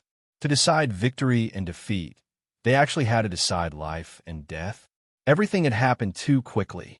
No one could have imagined that Chun Changshan and Su Yurong could, in such a short amount of time, go from extreme movement to extreme stillness, and then back to extreme movement. This meant that they had already entered their own tempo. And what was even more frightening was that their tempo was very similar. This meant that it would be very difficult for anyone to break their tempo, not even those powerful figures who were far stronger than them. Silence reigned. The light on the bridge of helplessness gradually drifted away like time. The falling snow was still sparse, unable to hide their figures, nor was it able to fill the line in the middle of the bridge. On one side of the line was still snow, on the other side was still rain. Su Yurong had already crossed the line and was standing in front of Chun Changsheng. The forefinger of her right hand was pressed against the space between his eyebrows, but it was not completely pressed. There was still the distance of a dagger between her finger and the space between his eyebrows, because that dagger was in the middle. At some point, Chun Changsheng had raised the stainless sword and blocked Su Yurong's finger.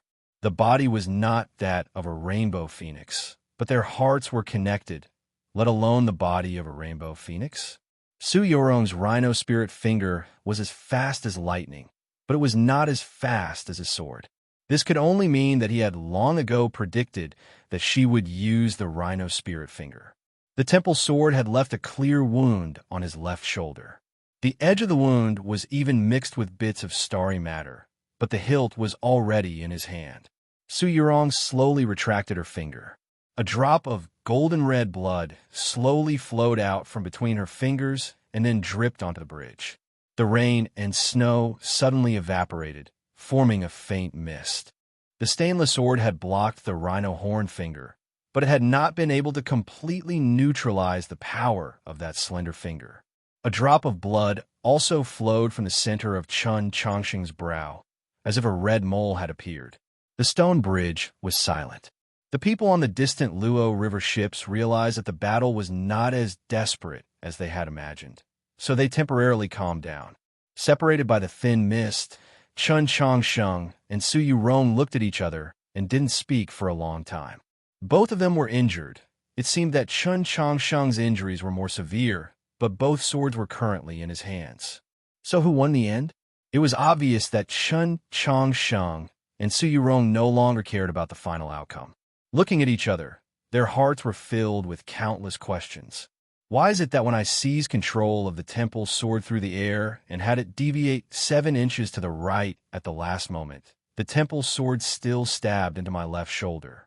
Could it be that from the very beginning, your sword of great light never had any intention of stabbing my vitals, only wanting to stab into my left shoulder in the end? Why is it that your final stainless sword, which can be said to be incomparably intelligent and had a great chance of falling together with my rhino horn finger, and even if it didn't work out, would still be able to fight to the death together? Why did it just have to pause at that moment, and in the end, mysteriously and indescribably appear in front of your brow and block my finger? 7 days, 17 star maps, 300 sheets of paper, countless calculations, all the experience and wisdom of the two of them in their lives of cultivation had been placed in this battle. They had already calculated every detail to the extreme, yet in the end, they still realized that what awaited them was still an accident. This was because they could calculate the path of the sword, could calculate the weather and geography, but they could not calculate the human heart, could not calculate what the other was thinking. Chun Changsheng had calculated for 7 days and 7 nights, but he had not calculated that Su Yurong was actually able to calculate that he would use his sword intent to shake the temple sword, thereby shattering her sword of great light, and then borrow its momentum to advance. Most crucially, he had not calculated that Su Yurong had been holding back from the start to the end, that she did not have a shred of killing intent towards him, that she did not even have a strong desire to injure him. Thus, he had calculated the distance at which he would shake the temple sword wrong. The temple sword had stabbed into his left shoulder, but in reality, he had injured himself. In this battle on the bridge of helplessness, Chun Changsheng only wanted a draw, but he did not know that she only did not want to lose. Similarly, Su Yurong had not expected that he would think this way, because she knew who he was, but he did not know who she was, so he had no reason to protect her. She believed that he wanted to win, so in the end, he would definitely use the temple sword to break her sword of great light. In front of the mausoleum of Zhou, she had seen a similar scene and knew that he had this ability. She had already made her preparations. When he tried to steal the temple sword, she would use the momentum to take control of the entire situation, and in the end, announce in front of the countless people on the two shores of the Luo River that this battle was a draw. However, she had not expected that Chen Changsheng had no intention of stealing the temple sword and counterattacking, only defending.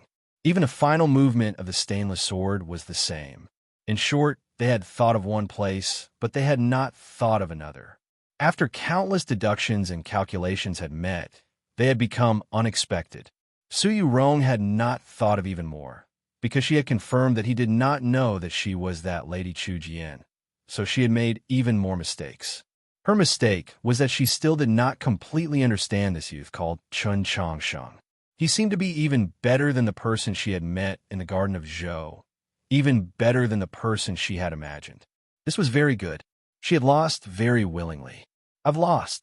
If life and death had to be decided, this battle could naturally continue.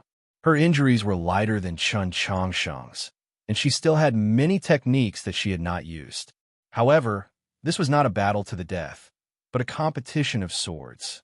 Now that both swords were in Chen Changsheng's hands, she believed that she had lost. Without any concession, she very calmly accepted this fact. Chen Changsheng could not remain calm, because there were still many things that he did not understand. And when he heard Su Yurong's voice, he found it even more impossible to remain calm. This voice was very pleasing to the ear, like the water in a clear stream, the dew on an autumn maple. This voice was rather familiar, as if he had heard it somewhere before. He turned to Su Yurong, but his gaze was still blocked by the white gauze. But he still stared at the white gauze, staring more and more seriously and more nervous. Even if the wind and snow rose again, the remaining sword intents would hiss and hiss, but they would not be able to sever his gaze. His body suddenly became somewhat stiff, and his voice also became somewhat tense. Can you say that again? The Heavens Choosing cartoon has released a trailer. In a little while, I will post it on WeChat. I will have to trouble everyone to move forward and directly watch it, or perhaps reply with the word cartoon trailer to take a look. Chapter 523. This was the first time the two had spoken since the battle on the Bridge of Helplessness had begun. It was also the first time Chen Changsheng and Su Yurong had spoken. Su Yurong said, "I lost." Chen Changsheng said, "Say it again." If the one who said these words was Tang 36, then these words would undoubtedly be an extremely damaging taunt. Su Yurong would definitely use the true blood of the heavenly phoenix to burn this bridge. But she knew Chen Changsheng's personality and knew that he had guessed something. She was a little nervous, so she did not get angry. She silently smiled. The white veil covered her face, making it impossible to see her smile. One could only faintly sense the meaning flowing through the air. At this moment, the wind and snow stirred up. The white veil hanging from the edge of Su Yurong's veil hat was lifted up. In this battle, sword intents crisscrossed. The sword of great light, in particular, was extremely terrifying. Her dress and hat were protected by true essence, but the white veil could not escape. The fluttering white veil tore apart and slowly fell to the ground. The white veil's misfortune was Chen Changsheng's fortune, because he finally saw her face. It was a face of indescribable beauty. Her eyebrows and eyes were picturesque. Her skin was delicate and somewhat whiter than snow. She was truly very beautiful, beautiful enough to steal the morale of the three armies and light the world. But this face was unfamiliar to Chen Changsheng. Just when he felt regret assailing him, he saw her eyes. It was a pair of extremely beautiful phoenix eyes. Countless stars seemed to burn in the eyes, bright and dazzling. But he opened his eyes wide and stared into her eyes, looking into their depths. There were no stars, no light, no holiness, no responsibility. There was only an empty mountain after a new rain. At this time, this pair of moving eyes still had many words to say, many smiles. Chen Changsheng naturally recognized this pair of eyes. He would never be able to forget this pair of eyes. He had once believed that he would never be able to look into these eyes again, until this moment, until the moment of silence after the battle in the rain and snow at the Bridge of Helplessness, when a wind blew off the white veil, covering his opponent's face. Previously, sitting in the mausoleum of Zhou, he had truly experienced what was called a tide of sorrow. At this moment, he finally understood that the description in the books of being struck by lightning was not an exaggeration, but a real situation. In the somewhat dim snowy sky, an invisible bolt of lightning seemed to appear and directly struck him. His body was extremely stiff, and he was speechless. His hands that were holding the sword hilt were cold, but his body was burning hot. With great difficulty, he pulled his gaze away from her eyes and clumsily turned around, gazing at the vast expanse of whiteness upstream of the Luo River and its waters. After a while, he turned around once more and looked at her. He opened his mouth as if he wanted to say something, but in the end, nothing came out. He could only gaze once more at the uninhabited upper reaches of the Luo River, because he was worried that if he continued to look at her, his already slightly trembling legs would go soft. Looking at his clumsy and comical appearance, the smile in Su Yorong's eyes deepened. She covered her mouth and laughed, and a flower bloomed in her eyes.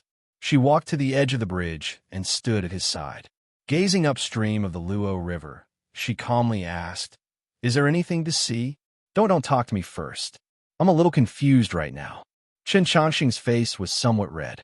It wasn't because of the lingering power of the rhino spirit finger, nor was it because of the freezing weather, but because he was nervous. He looked at the Luo River, smelled the faint fragrance coming from his side, and felt flustered. He didn't even dare to glance to the side. Before the battle, he had also been very nervous, so when he watched the snow fall into the Luo River from the edge of the bridge, he finally found peace in his heart. However, no matter how much he watched the snow fall into the Luo River, he found it impossible to calm down. Su Yurong lightly pushed a strand of her hair behind her ear and gazed at the side of his face. Not wanting to make him feel too distressed, she restrained her smile and calmly asked, "In that last attack, why didn't you follow the original ginseng position and instead suddenly bring your sword up to your eyebrows?"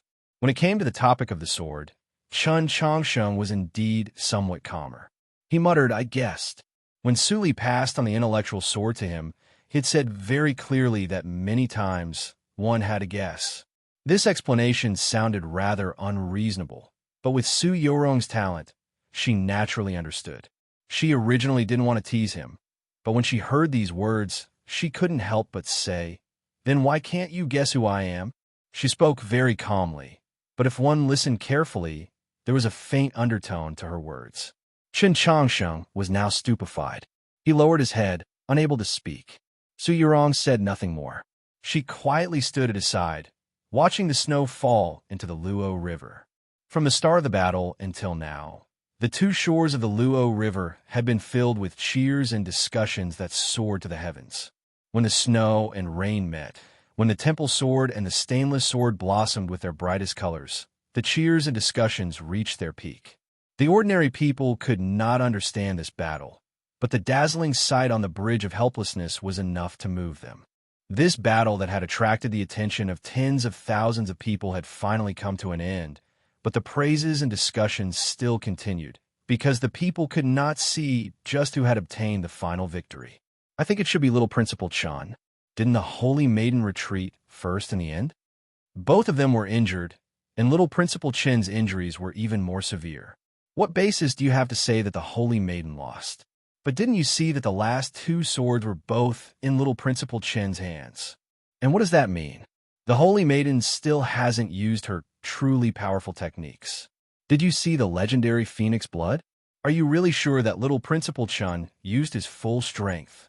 News quickly came from the front of the riverbank that Su Yurong had admitted defeat to Chen Changxing's sword. After a period of silence, the two shores of the Luo River finally began to gradually digest this fact. "Hey, look at the bridge." Countless gazes turned to the distant Bridge of Helplessness and saw Chen Changsheng and Su Yurong standing shoulder to shoulder, seemingly softly discussing something. After a while, they no longer spoke. They quietly stood there, allowing the snow to fall. Because they were separated by some distance, it seemed like their bodies were leaning against each other. The discussions on the two shores of the Luo River gradually died down, becoming abnormally quiet. The crowd was rather flabbergasted at this sight on the bridge of helplessness. Just a moment ago, they had been wielding swords and fighting, but now they could stand shoulder to shoulder and enjoy the scenery? What was going on here? The Holy Maiden, has her sword been lenient? Only an extremely small minority of the crowd watching the battle on the shore supported Chen Changsheng, but even these people fell silent. They could see that this battle was incomparably marvelous, but it was clear that neither side was fighting to the death. The crowd could not understand the marvelous sword techniques in the rain and snow, but when they saw the scene on the bridge, they could faintly sense a certain meaning flowing within. The scene on the bridge of helplessness was very beautiful. In the scene, they stood together in harmony, in tranquility. The crowd could not bear to make a sound to break it.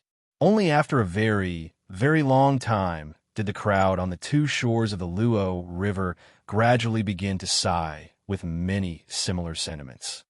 Such a pair of immortal companions. Why must they draw their swords against each other? There was another chapter tonight. Chapter 5:24. In contrast to the people on the banks of the Luo River, the people on the ship were even more confused. The battle had already ended for some time, but Chen Changsheng and Su Yurong still hadn't walked off the bridge of helplessness. Instead, they quietly stood on the other side of the bridge, looking at something unknown. Whether it was important figures like Mao Qiyu, Linghai Zhuang, or even Su Shiji, they all believed that Chen Changsheng and Su Yurong did not know each other. Moreover, they were well aware of the meaning hidden behind this battle on the bridge of helplessness, so they did not believe that Chen Changsheng and Su Yurong would develop some sort of mutual appreciation through this exchange of swords. Then why were they able to stand together so calmly after the battle had just ended, and they were so close to each other? What are they doing now? What are they doing? Tang 36 asked as he looked at the backs of the two people on the snow bridge. MOU was the same. When she thought back to that night, when Su Yurong went to the Orthodox Academy, she felt that there was something wrong with this matter and slightly creased her brow. Tang 36 said angrily, "Whether you're pretending to be lonely or pretending to be desperate, can't you take care of the feelings of us audience members?" Su Mou asked from his side, "What kind of mood?" Tang 36 pointed at Chen Changsheng and Su Yurong, who were on the bridge of helplessness, and said, "You just fought such an intense fight and you're both injured. Now that you're being stared at by so many people, you still have the mood to admire the snow? Don't you think this is too what?"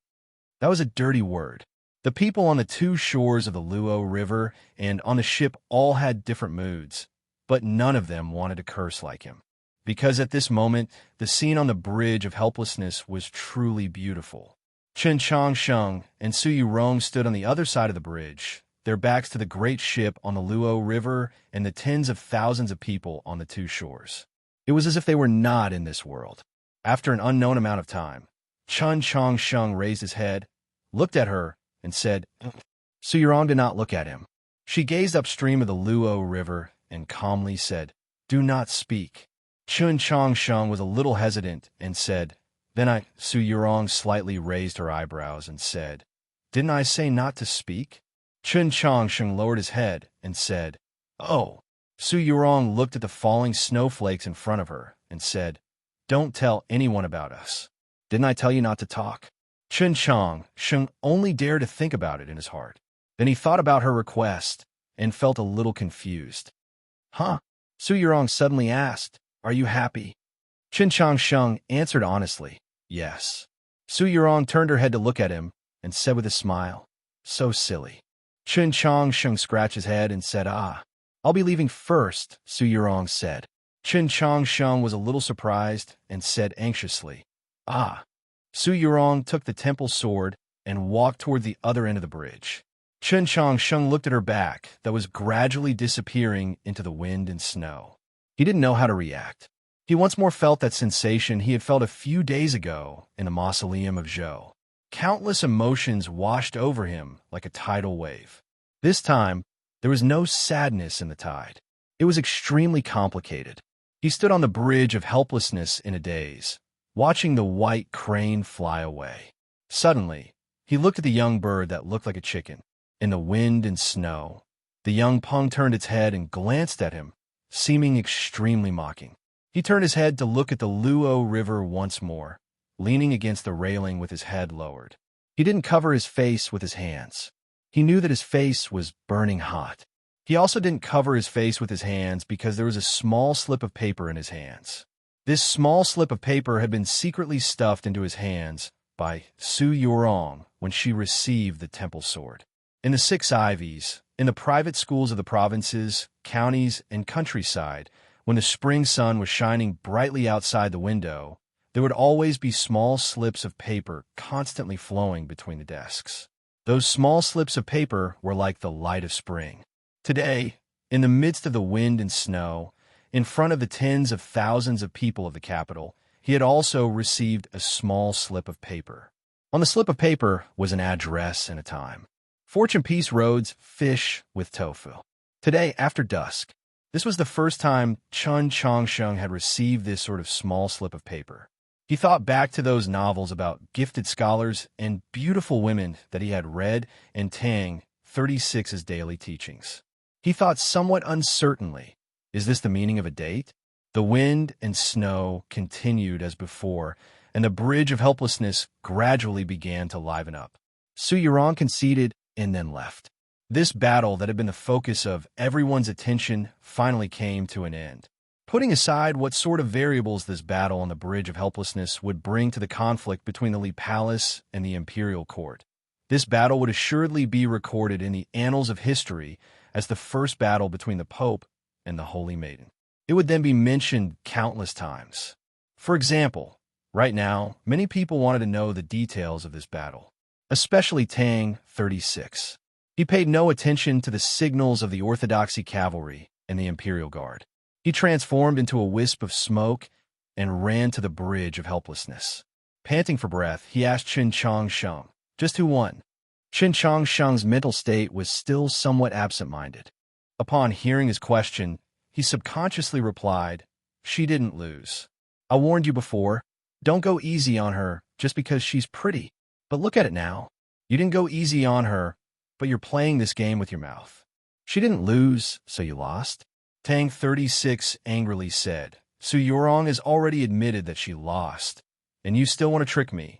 Qin Chongsheng didn't understand why he was so angry. He thought, even if it's like this, shouldn't you be happy as my friend? Since you could defeat her, why did you want me to bet on you losing before the battle? Just what do you mean? As Tang 36 thought of this matter, he became even more angry and said, you're a pig. Only now did Chun Chongsheng think of this matter, and then he thought of many other things. Somewhat ashamed, he said, yes, I'm a pig. Tang 36 stared blankly. Only now did he realize that there was something wrong with Chun Chongsheng. He seemed to be in a daze. Under the gazes of countless citizens of the capital and the cheers on both sides of the street, Chun Chongsheng and the others returned to the Orthodox Academy. The restaurant outside the academy's walls was hung with colorful lanterns, and the sound of zither could be heard. The teachers and students who were proud and joyful because of the principal's victory were celebrating to their heart's content. After Qin Chongsheng returned to his room, he didn't come out for a very long time. Tang 36, Su Mou, and Xian Yuanpa stood downstairs, looking at the window of the 3rd floor, their faces full of suspicion. Qin Chongsheng had finally obtained victory in this battle that had attracted the attention of the world, and it had been a beautiful victory. There was nothing that could be criticized, but why was it that his face didn't have much of the emotion that a victor should have? Even if he had an engagement with Su Yorong, perhaps his emotions would be a bit complicated, but why was it that it had to be like this? Just what had happened on the bridge of helplessness? What problem had Chun Chongsheng encountered? To make a person with misophobia admit that he's a pig, Tang 36 looked at the window, his expression grave, and said, this matter seems to be very complicated. Chapter 5:25. At this moment, Zhishou walked out of the building with the help of his walking stick. He looked at the 3 of them and said, if you want to know, just ask him directly. Tang 36 shook his head and said, I asked him, but he didn't tell me. Moreover, judging from his reaction at that time, I'm afraid he wouldn't tell me even if you beat him to death. Xin Yuanpa felt a bit of a headache and said, In your opinion, what is most likely to have happened? Tang 36 said, I suspect that he prepared for Su Yu Rong to win from the beginning, so he told me to bet on him to lose. In the end, he didn't expect that he would win when he wasn't careful, so he's acting so strange now. Su Moyu shook his head and said, Even if there was a deviation from our calculations, it shouldn't be like this. Tang 36 said, You don't understand.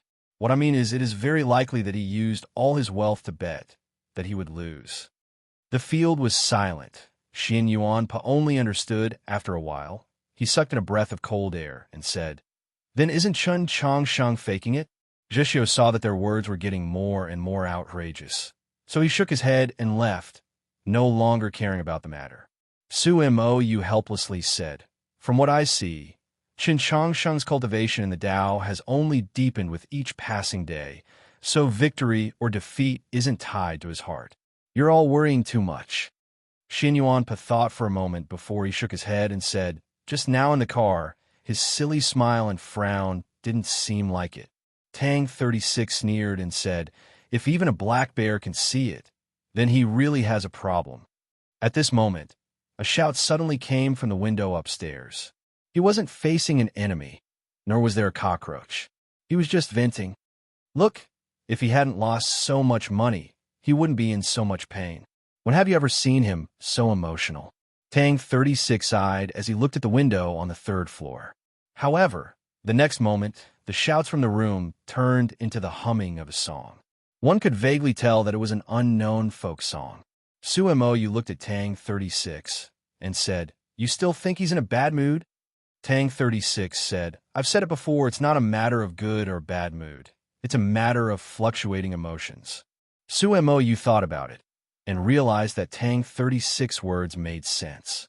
In the Orthodox Academy, when it came to controlling one's emotions, Wofu Zhixio was naturally the strongest, followed by Chun Changsheng. No matter if it was in his daily life or during Xiu Xing or battle, Chun Changsheng had never lost control of his emotions. He was calm and steady beyond his age, even giving off a feeling of being experienced. But today, Chun Changsheng was clearly different. Have you heard of the story of a jean merchant who passed the imperial examinations? Tang 36 looked at the window on the third floor, squinted his eyes, and said, If my conjecture just now was wrong, then it is extremely likely that he was too ecstatic after winning against Su Yu Rong, and thus became insane. At this moment, the window on the third floor was suddenly pushed open. Qin Changsheng stuck his head out and looked down. Tang 36 and the others were shocked. They quickly lowered their heads and mumbled something in a low voice. They pretended to be chatting so that he wouldn't notice anything strange. Qin Changsheng didn't know that people in the Tradition Academy were worried about his mental state. He yelled, Tang Tang, come up and help me. What kind of help? Help me take a look and see what clothes I should wear. Qin Changsheng pointed at the clean and tidy clothes in his wardrobe. Even after a year, they still looked like new clothes. He said to Tang 36, It's not a very formal occasion. I just don't want to be rude. Tang 36 looked at the 10-odd plain-colored clothes in the wardrobe and said helplessly, Who do you think can tell the difference between these clothes? Just like how Su Yu Rong felt when she spied on the Orthodox Academy. Chun Changsheng's clothes were always of the same style, of the same plain colors. Besides being clean, there was nothing special about them.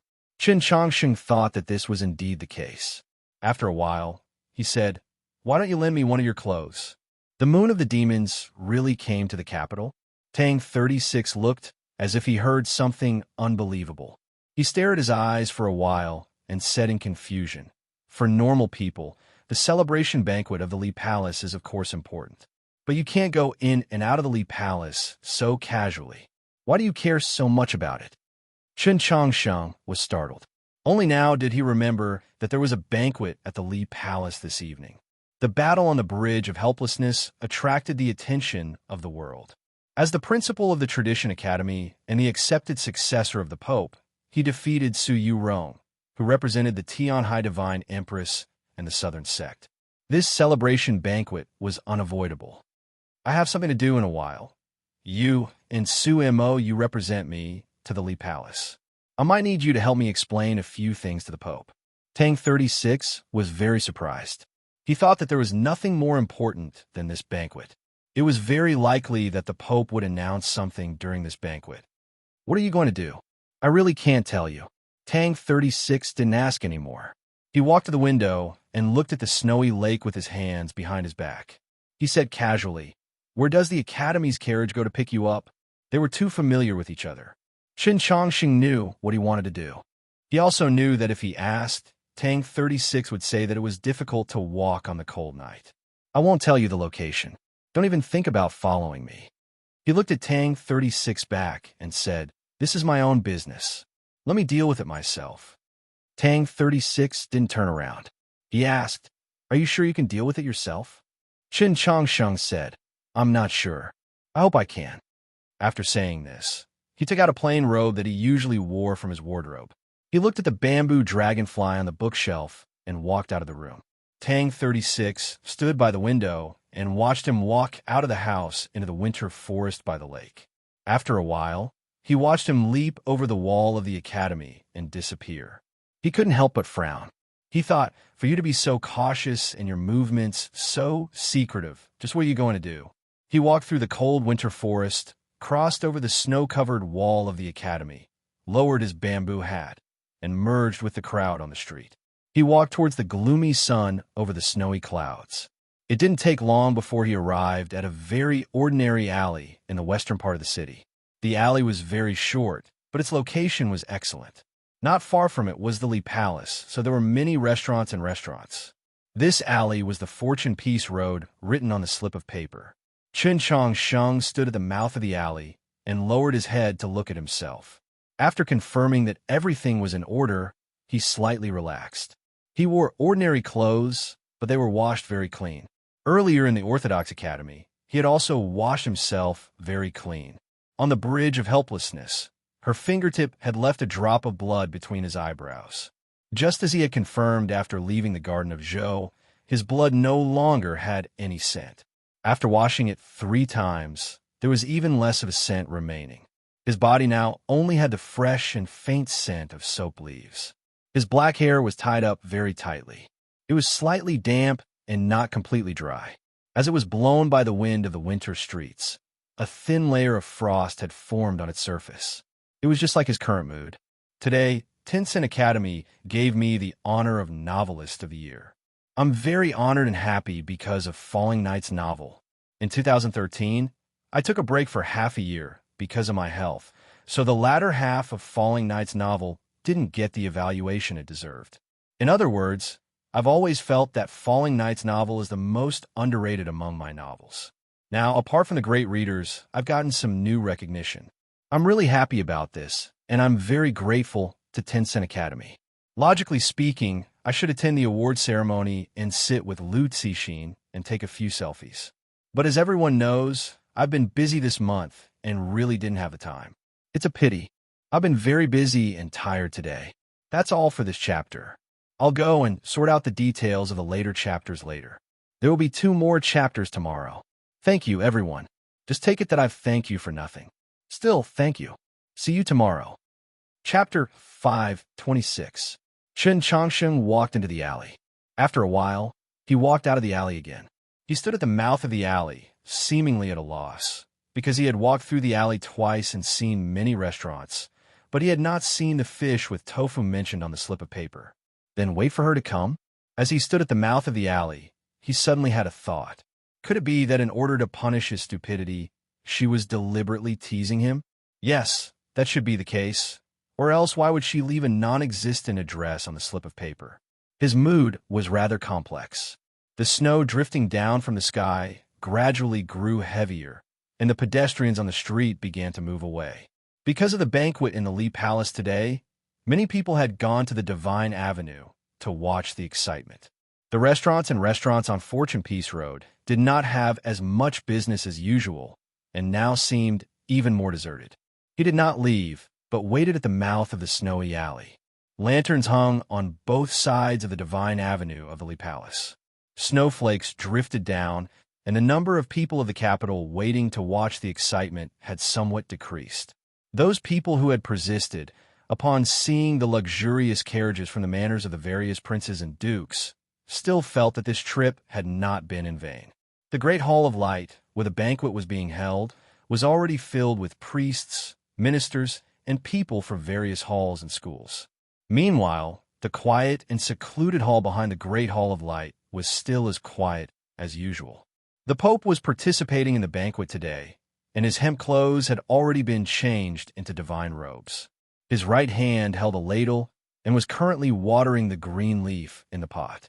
Seeing the green leaf grow stronger and stronger, a gratified smile appeared on the elder's face. He took a soft towel placed by the pot and lightly wiped his hands. The few times Chun Changsheng had come to the Li Palace, he had already noticed the change in the green leaf. He did not understand, since the green leaf world was the same as the Garden of Zhou, a stable fragment of space that could not grow larger. Was the Pope so meticulously protecting its growth just to make the door into the green leaf world more stable? Or was it to say that as the green leaf in the pot grew stronger and stronger, the door between the green leaf world and the original world would grow larger and larger? If this was the case, why did the Pope want the door to the green leaf world to grow larger? In the end, this matter is still too important. Your Holiness, do you not need to think a little more? Mao Qiyu quietly stood behind the Pope, his expression very respectful, his sleeves not the slightest trembling. The Pope put down the towel and smiled. After listening to your account of the battle on the Bridge of Helplessness, I realized that this child is even more reliable than I imagined. You also said that purely in terms of potential and future prospects, it is truly difficult to find a better target than him. This being the case, I can also rest assured in passing the orthodoxy to him. Mao Qiyu was silent for a while and said, Your Majesty is right, but Ling Hai and Si Yuan's cultivation and experience are far above Chun Changsheng's. Moreover, they were also carefully trained by you in the past. I think it will be very hard for them to accept this. The Pope walked back to the platform, took the divine crown from the glazed throne, and placed it on his head. However, he did not take up the divine staff that represented the authority of the orthodoxy. He slowly said, Consider me selfish. After all, the only legitimate successor of the orthodoxy is this child. Moreover, in the future, he will face the world's most difficult choice, the most perplexed helplessness, the most bone-piercing sorrow. Then this title, even if I offer it to him as a consolation, is also a reward that the orthodoxy should give him. Saying this, he slowly turned around and walked towards the ice-cold stone wall. As he walked forward, the stone wall slowly opened, releasing boundless light. This was a night pearl that had once illuminated the capital at the edge of the dew platform. Because of the wind and rain of time, it had gradually dimmed, so it had been taken down and placed in one of the halls of the imperial palace for illumination. Although this night pearl was no longer as dazzling as it had been at the beginning, it was still incomparably bright to the memorials on the desk. The Divine Empress was currently reading through the memorials, at the same time listening to those words echoing in the hall. The elderly chief eunuch stood with his body bowed. In a very gentle voice, he recounted the specific details of this morning's battle on the Bridge of Helplessness. The battle between Chun Changsheng and Su Yurong on the Bridge of Helplessness had occurred not long after dawn, but both the Pope and the Divine Empress had only sent someone to give a detailed report on this matter when it was almost dusk. This meant that, unlike the entire continent, these two saints actually did not care much about this battle. Although Chun Changsheng and Su Yurong were their most trusted juniors, and from a certain perspective, their successors, in their eyes, this was still a minor matter. The temple sword came from the sword pool, so little Principal Chun presumably had a backup plan. The Holy Maiden should have known about this beforehand and made preparations, but for some reason, she still wasn't able to subdue him in one strike. Chun Changsheng paid the price of an injury to his left shoulder to forcefully wrest control over the temple sword, and then unexpectedly blocked the Holy Maiden's rhino horn finger. If this was just a discussion of swords, he should have won by half a move, but if this was a true battle, if this continued, he probably wouldn't have any chance of victory. But the holy maiden just left like that. After saying this, the chief eunuch cautiously raised his head to glance, then retreated to the back. The divine empress's expression did not change. The chief eunuch did not raise his head to look, and the vast majority of the time, she did the same. In the battle on the bridge of helplessness, the talent and intelligence Chun Changsheng and Su Yurong displayed were enough to shock the vast majority of people. But not her. Only when she heard that Su Yurong had comprehended the sword of great light did she raise her brows, as if she had not expected it. Truly a stubborn girl. She threw the memorial on the table, stood up, and walked to the door of the hall. With her hands behind her back, she gazed at the faint light in the distant night sky. That place was probably the Li Palace. Just at this moment, Imoyu hurried over, her expression extremely grave. She reported what had just happened to her. The divine empress calmly gazed in the direction of the Li Palace, a faint smile on her lips, but her eyes were indifferent. It's getting more and more interesting. The battle on the bridge of helplessness had concluded, but it was very difficult for the discussion that had arisen from it to subside in such a short period of time. The main topic of discussion among the important figures in the Great Hall of Light still revolved around this matter. With the insight and cultivation levels of these important figures, once they calmed down and thought about it, they understood that Su Yurong had not used the true blood of the Heavenly Phoenix because she had intentionally suppressed herself to the level of a normal person. She wanted to rely on strength and not talent to defeat Qin Changsheng. However, this did not mean that they believed that Qin Changsheng had won with an unfair advantage. This was because they were keenly aware that Qin Changsheng had not used his most powerful technique, such as the method he had used to receive a blow from Zhu Sun in the rain in Xuanyang City and not die. Just at this moment, the Great Hall of Light suddenly resounded with the solemn and benevolent music. The stone wall in the deepest part of the hall slowly opened, light spilling out in all directions. The stone sculptures on the two sides of the hall glowed with light. The people in the hall hurriedly tidied up their clothes and solemnly arranged themselves, respectfully bowing to the Pope as he walked through the stone wall into the light. Under the escort of the Grand Knight Captains and several archbishops, the Pope slowly walked onto the high platform. Daoist Yuan and Linghai Zhuang were naturally among them, while Archbishop Mao Chuyu of the Hall of Illustrious Persons stood at the very back.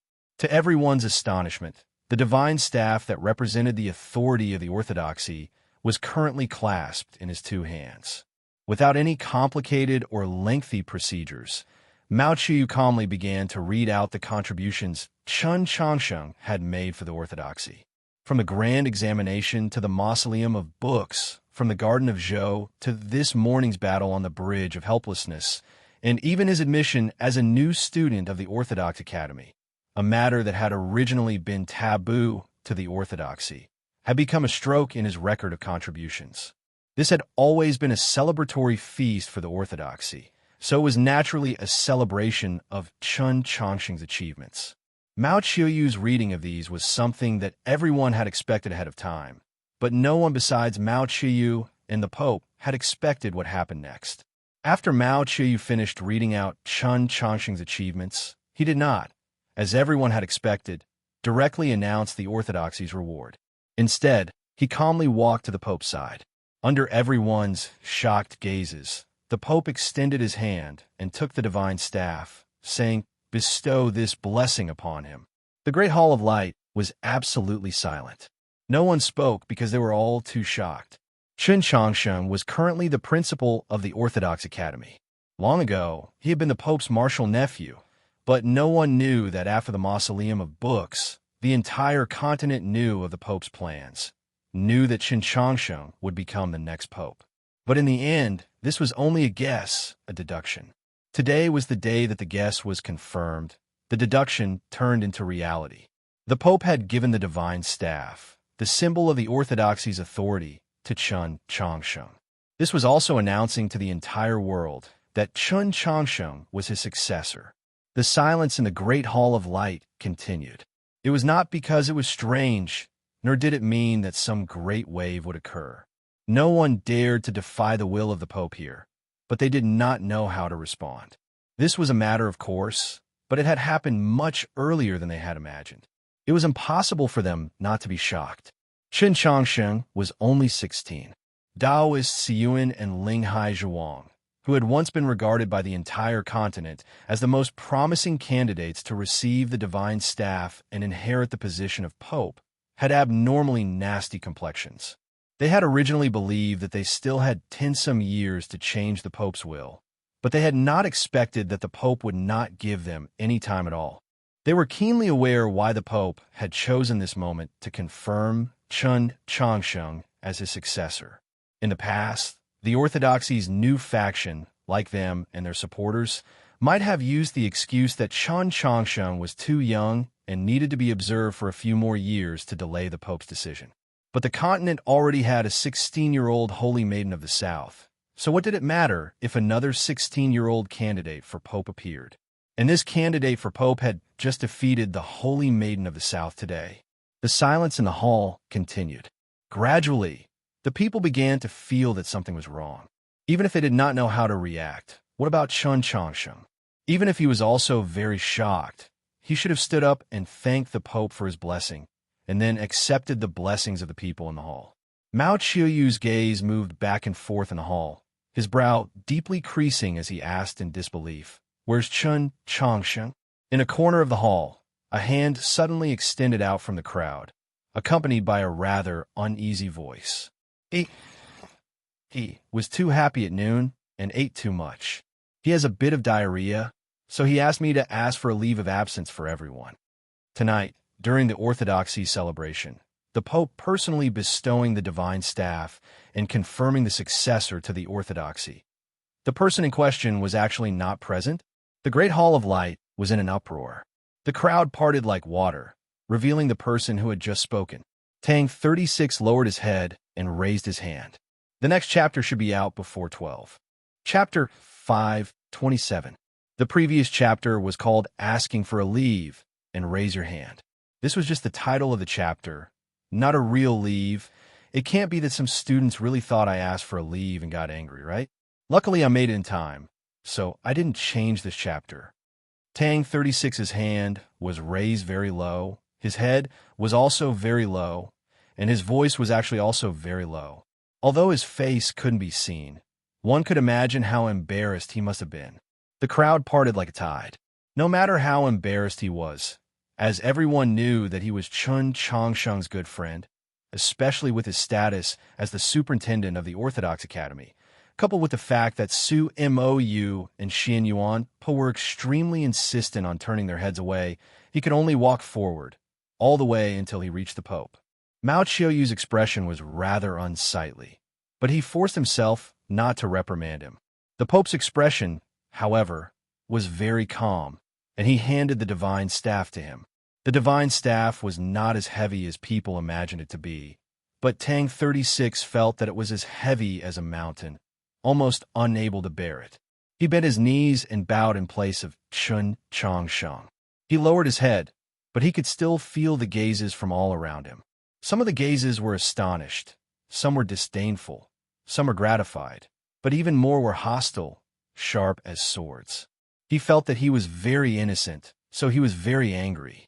Following Mao Qiuyu's instructions, he said words of gratitude, but in his heart, he was incessantly cursing. These curses were naturally meant for the currently unknown Qin Changsheng to hear. The snowfall grew heavier and heavier. The streets had long since become devoid of people, and the alleys were constantly being lit. Qin Changsheng had already stood on Fortune Peace Road for a very long time. Looking at the color of the sky, he sighed in his heart. Snowy clouds obscured the sun, and the capital was somewhat dusky. One could only faintly tell from the brightness that the sun was currently moving towards the west, about to set. The time written on the paper was dusk, but the world at dusk was often rather blurry. Dusk itself was also a blurry concept. From the time the sun began to set until it completely sank below the horizon, there would always be an hour of time. Then was this still considered dusk? Had he arrived a little too early? Or was it that she really wasn't coming? He thought that if she did not come when it was completely dark, then he would leave. Just at this moment, a very loud sound came from the distance, vaguely coming from the direction of the Lee Palace. He had absolutely no idea what had happened, much less that it had anything to do with him. In the wind and snow, he rubbed his hands, sometimes looking in the direction of the imperial palace, sometimes looking in the direction of the divine general of the East Estate. There was a problem with his meridians, so the amount of true essence that he could output was insufficient. However, the amount of true essence in his body was actually very abundant, so he was not afraid of the cold at all.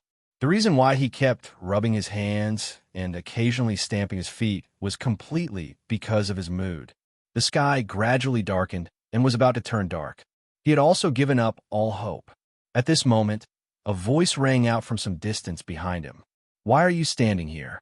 Hearing this voice, his body stiffened. He turned around and saw a man holding an umbrella slowly walking over from the alley behind him. The umbrella looked a little old and seemed a little strange.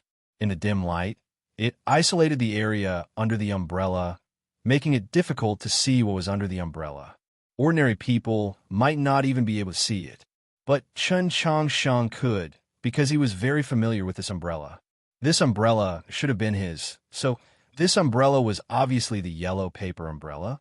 Like a fallen leaf in the snow, the yellow paper umbrella slowly arrived in front of him, then slightly tilted backwards, revealing Su Yurong's face. A face that was very difficult to describe with words. A face that could only be described with the cliché word perfect. Looking at this extremely beautiful, and indeed very unfamiliar face, Chen Changsheng was somewhat nervous, somewhat absent-minded. He looked into her eyes and found that familiar calm and indifference. Only then did he finally relax. He was familiar with her voice and also familiar with her eyes. When their gazes met, the unfamiliarity disappeared, as if the two had once again returned to the Garden of Zhou. Through life and death together, accompanying each other day and night, sitting and discussing the Tao, rising to meet the enemy, overturning everything as before, growing old together. Overturning the umbrella, everything as before. But was there a need to talk about growing old together now? Chen Changsheng suddenly thought of these words and felt very awkward. At this moment, he still did not know that in the Lee Palace, there was someone even more awkward than him. "Why are you standing here? Didn't we say we were going to eat fish with tofu?" Different from Chen Changsheng's current nervousness, Su Yurong had always known that he was him. Several dozen days was enough for her to calm down. Moreover, they had truly spent too much time together in the Garden of Zhou. When she saw him, she really could not find him unfamiliar, much less show any sense of distance. "I went into the alley and searched twice, but I couldn't find the fish with tofu you spoke of," said Chen Changsheng. Su Yurong stared blankly, then looked into the alley. With some regret, she said, "I haven't returned for 3 years, and it's actually gone. That restaurant's fish is really not bad. How did you get here from that side?" Chen Changsheng pointed at the alley that she had come from and asked. That alley was not the path from the imperial palace, nor was it the path from the divine general of the East Estate, so he had not discovered it. "I went to the little orange garden and waited for a while. And you didn't come back, so I came over a little late." As she said this, Su Yurong's eyelashes fluttered, her gaze lowered, and her cheeks flushed red. Before she went to the rendezvous, she suddenly remembered that this was her first private meeting with Chen Changsheng. The Garden of Zhou naturally did not count, so she suddenly felt a little embarrassed. She also remembered that she had taken the initiative to invite him on the Bridge of Helplessness, so she did not want anyone to think badly of her. So she suddenly thought of bringing Mou along. Who knew that Mou would not be there? She also did not know whether to feel regret or rejoice. In short, to her, these matters were much more complicated than comprehending the heavenly tone monoliths. The sky was too dark, so Chen Changsheng did not see her expression. He was very slow in this aspect, so he naturally could not think of why she would go to the little orange garden to find Mou. He only thought that today's goal was to invite her to a meal, so he asked with some uncertainty, "Why don't we eat something else in the alley? Or go somewhere else? Let's eat here." Su Yurong handed over the handle of the umbrella. Chen Changsheng very naturally took it.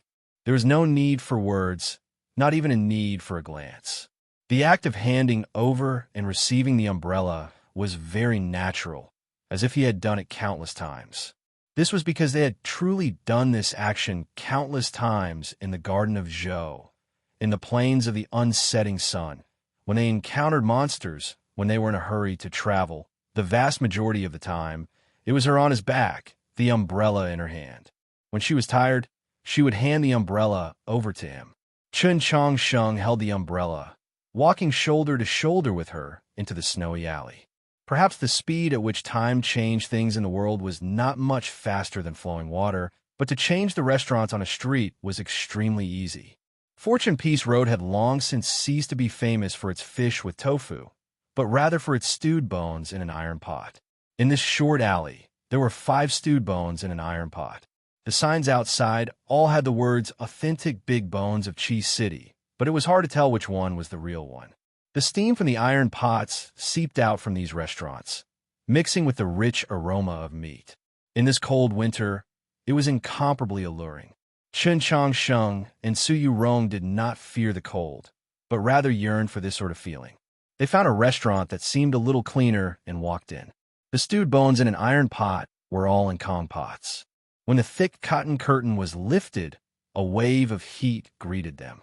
Today's business was rather quiet. Normally, the restaurant was bustling with activity, but now there was only one Kong table with customers.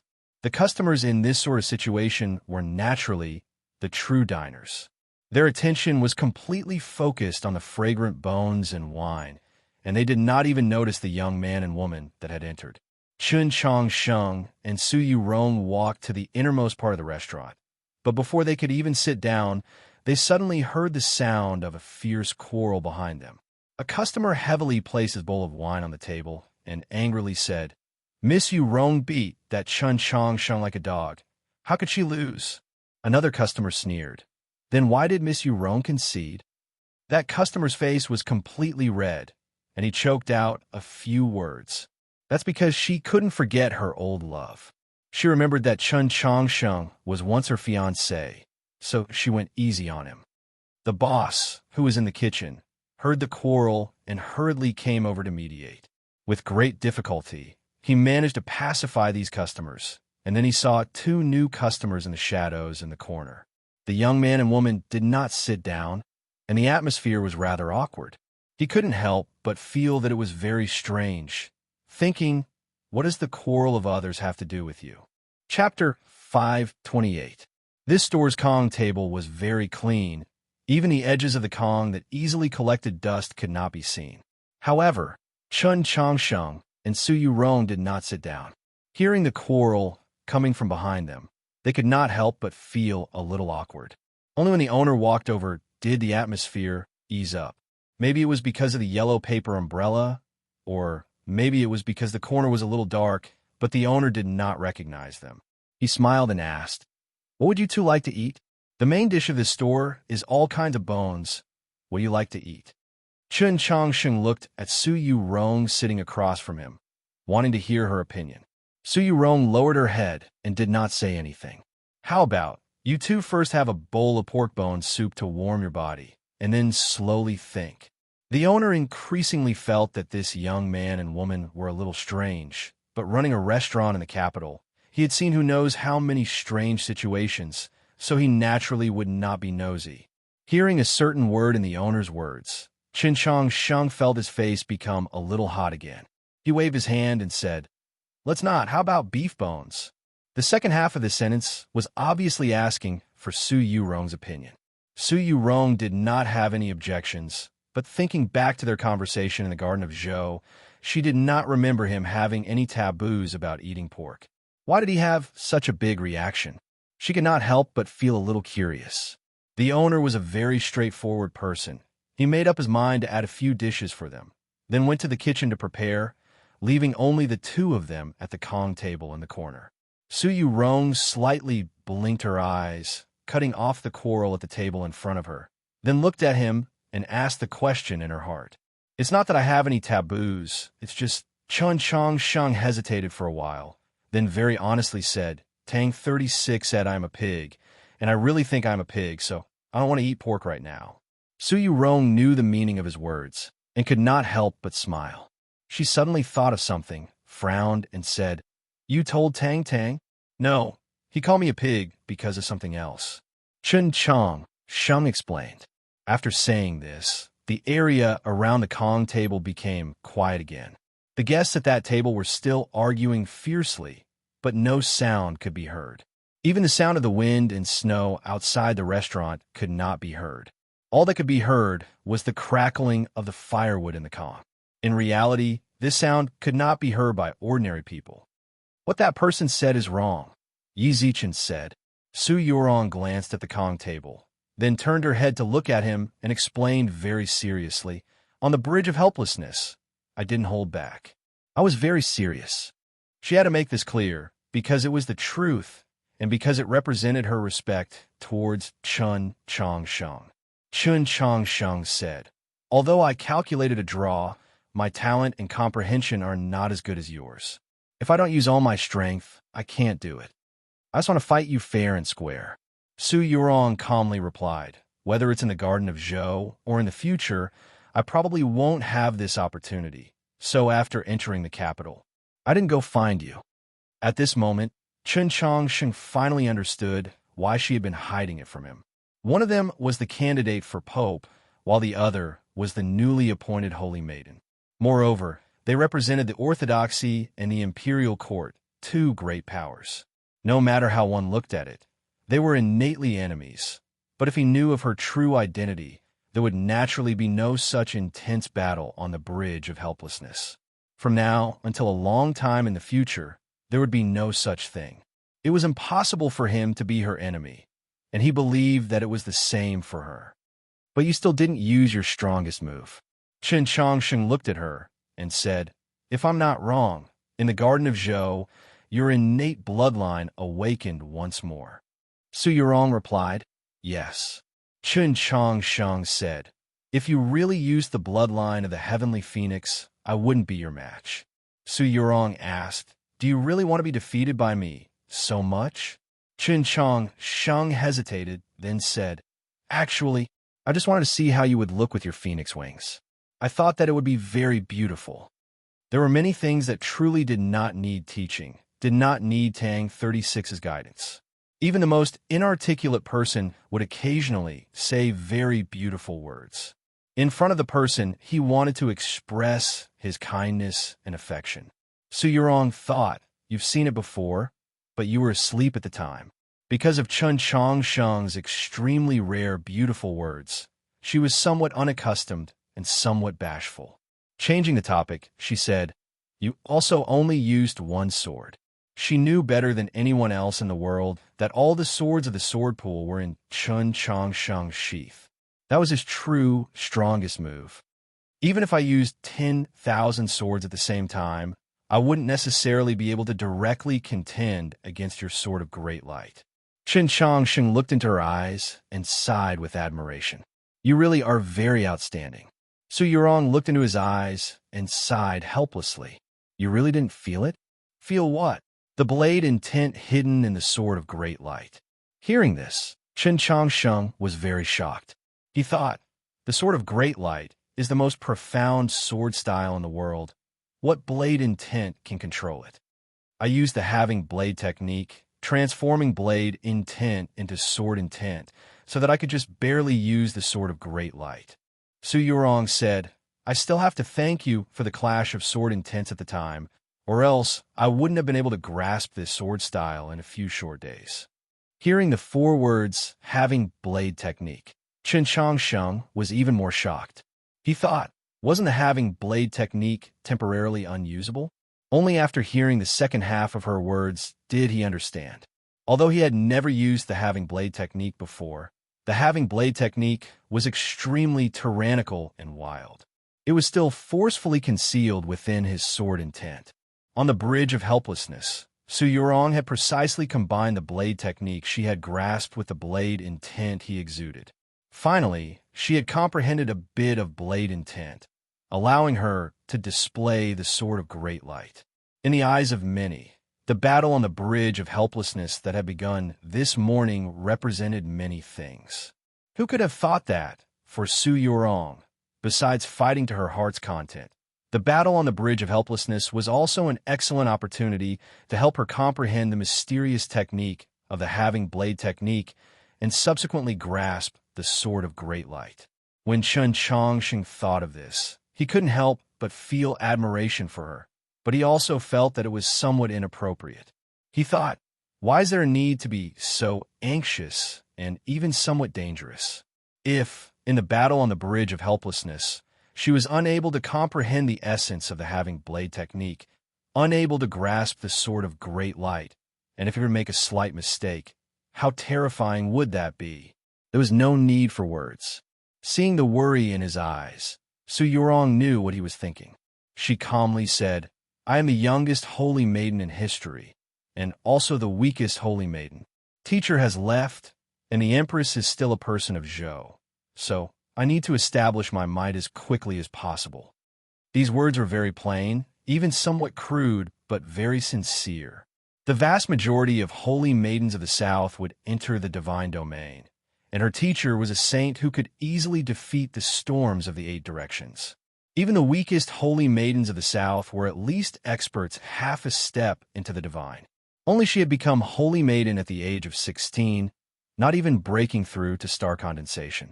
As the youngest and weakest holy maiden of the South in history, Holy Maiden Peak and Nanshi were both speechless. What sort of pressure did she have to endure? What sort of trials and tribulations did she have to face? Chen Changsheng looked at her somewhat thin and weak shoulders and suddenly thought of the conversation in the Garden of Zhou. At the time, she had said that she bore a very heavy responsibility and felt that it was very difficult, so she wanted to avoid it. He had thought that she was a young genius of the elf race, shouldering the heavy responsibility of reviving the elf race. He had tried to console her several times, but now he knew that she was the reincarnation of the heavenly phoenix, the hope of Holy Maiden Peak and the divine empress, shouldering the responsibility of resisting the demons for the entire human world. How could he console her? There are some things that, in the future, just let me handle them. I can do it. I am the principal of the Orthodox Academy. In the future, I will become the Pope of the Orthodoxy. He thought these words over in his mind and organized the sequence. He felt that it was Tang 36's tone, and just when he was hesitating, authentic beef ribs, please enjoy. The owner carried a steaming pot of beef ribs, interrupting an important conversation concerning the future of the human world. Unlike the stewed ribs of other restaurants, this restaurant's ribs were stewed in the back of the kitchen before being served. Although it lost some of the flavor of a farmer, it was much cleaner. It was no wonder that the surroundings of the stove and pot were so clean that not even a speck of dust could be seen. Soon after, all sorts of appetizers were served, and the two began to eat. Perhaps it was because the appetizers were too delicious, or perhaps the ribs were too fragrant and too troublesome to eat, but Chen Changsheng and Su Yurong did not speak for a very long time. In this quiet corner, the only sound that could be heard was the crackling of firewood under the Kong and the occasional clatter of chopsticks and bowls. After some time, Chen Changsheng could not help but raise his head and look across at her. Only now did he realize that today she was not wearing that white ceremonial robe, nor was she wearing a white dress, but rather a rather thick cotton jacket. He also recalled that in Xuanyang City, when he saw the Holy Maiden, he had felt that the white ceremonial robe was rather familiar. Then he recalled that in the temple by the white grass path, she had said that ever since she was a child, the rules of eating were very strict and that she could not speak. The current silence should be the environment she was used to. Then let's eat according to her habits. At the very least, it won't make her feel uncomfortable. Chen Changsheng thought this, but he did not pick up his chopsticks again. Instead, he continued to look at her, because she truly was very beautiful. The steam rising from the pot was very similar to the fog and rain on the Bridge of Helplessness. Her small face, on the other side of the fog, was incomparably beautiful, like a painting. But at this moment, she did not seem like the Phoenix Fairy of the rumors. Her small body seemed to be completely wrapped up in a cotton jacket. The splendor that had appeared before 10,000 people had been completely restrained, making her seem like an ordinary little girl. She lowered her head and lightly breathed out hot air. She very carefully nibbled on the ribs. Her appearance was very cute, just like a young beast. The crudest of stewed ribs in the pot was actually eaten delicately by her, as if she was now carefully tasting exquisite southern pastries. But no matter how delicately she ate, her speed was not slow. In a short while, the table in front of her was piled high with extremely clean ribs. Her face was somewhat red, perhaps because of the heat, or because she was embarrassed, or perhaps because she felt that he was unwilling to shift his gaze. Today's chapter. In addition, I'll give you an early warning. In the next 2 days, I plan to let them continue dating. Chapter 529. In the end, the reason was the latter. Su Yurong raised her head to look at Chen Changsheng and asked, "Why aren't you eating?" "Oh, I'm eating." Because of Tang 36's influence in the past 2 years, Chen Changsheng had become much more talkative, but in front of her, he seemed to have returned to that honest young Taoist from Xining village. His words were extremely simple, his thoughts exceptionally pure, unable to conceal any of his emotions. For example, he was somewhat confused right now, so when he picked up the chopsticks, he almost lost his grip. He stretched out his hand like the wind and caught the chopsticks in midair, but he pushed the yellow paper umbrella to the side. Thus, the quarrel that was still going on at the Kong table in front of them once again reached their ears. Last spring, when little Principal Chun first entered the capital, he suffered such humiliation in the divine general's estate. Afterwards, he was repeatedly suppressed. He was clearly extremely talented, his grades excellent, but he was forcibly removed from the enrollment list of all the schools. If not for His Holiness's secret protection, he probably wouldn't even have been able to enter the Orthodox Academy that had long since declined. All of you say that breaking off the engagement was a heartless act, but have you ever thought that if the Su family had not been so shameless, how could this marriage have become like this? What does this have to do with Miss Yurong? At the Ivy Festival, the White Crane returned north. In that letter, she had already acknowledged this engagement. Otherwise, how could just Chen Changsheng holding a marriage contract make the southern diplomatic mission speechless? Even if Chen Changsheng holds a grudge against the divine general's estate, he has no reason to let Miss Yurong suffer such humiliation. Su Shiji had always been unwilling to acknowledge this marriage. The people of the divine general of the East estate despise the poor and favor the rich. But now, little Principal Chun is completely different, turning around and wanting to hug his thigh. Truly shameless to the extreme. All of you say that little Principal Chun breaking off the engagement is a humiliation. In my view, this is just the divine general of the East estate humiliating itself. But in the end, this matter has nothing to do with the Holy Maiden. Why should she have to bear all these rumors? It can only be said that the Holy Maiden is unfortunate to be born in this sort of estate and to have such parents. The Kong table in the corner became very quiet. The meat juice in the iron pot gurgled. Chen Changsheng and Su Yurong sat on either side of the Kong. The atmosphere became heavy again. It had been almost 2 years since he came to the capital. That engagement had long since spread throughout the continent. The humiliation and suppression that the divine general of the East estate had once given him, the change in attitude, and how he had transformed from a young Taoist priest from the countryside to the successor of the orthodoxy were topics that everyone took delight in discussing. The battle on the bridge of helplessness this morning seemed to be the final conclusion of this story, or perhaps the conclusion. However, it was not truly able to end everything. On the contrary, it pushed people's interest in this story to a peak. Presumably, just like the diners at that table, at this moment, in the countless family banquets in the capital, everyone was presumably discussing this matter. He had never forgotten the humiliation he had received from the divine general's estate. He had also felt many emotions towards her when she was far away in the south. However, just as the guest had said, she had never truly harmed him in this matter. Yet, she now had to bear the ridicule and blame from the divine general's estate. This might be a little unfair. Chen didn't know what to say. After all, they are my parents. Su Yurong's expression was very calm, as though she was not affected by those discussions.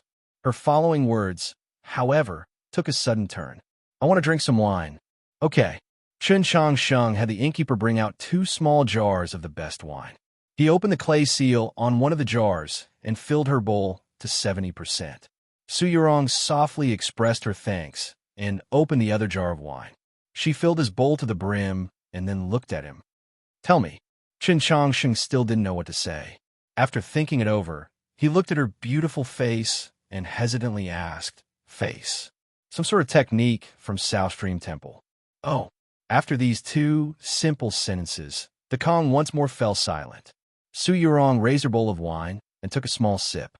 It was only a small sip, but her face slightly reddened. Don't tell anyone that we met in the Garden of Zhou. Why? When Chen Chang Sheng had heard her request on the Bridge of Helplessness, he had not understood. Now that he had confirmed that she really did not want anyone else to know about this matter, he became even more confused. Su Yurong did not directly answer his question. She softly said, Hasn't the engagement already been annulled? This was a rumor that had been circulating in the capital for a very long time. It had never been acknowledged by the Tradition Academy or the Divine General of the East Estate. But as one of the parties involved in the engagement, she naturally knew that the rumor was not a rumor. It was something that had already happened. Chen Chang Sheng did not speak for a very long time.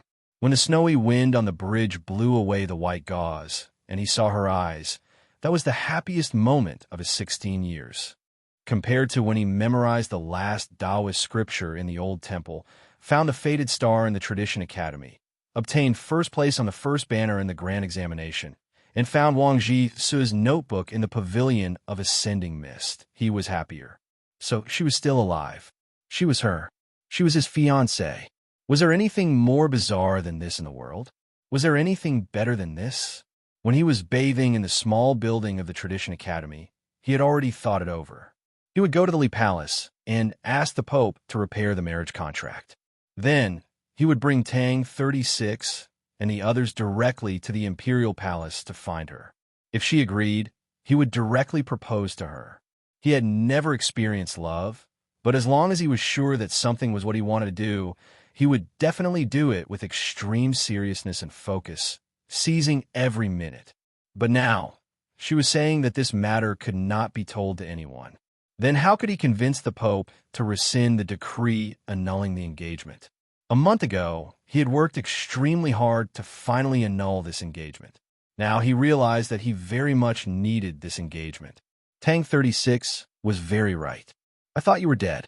Back then in the Garden of Zhou, I promised you that I would annul this engagement. So he looked at Su Yurong and said somewhat helplessly, Since you knew it was me, why didn't you tell me earlier?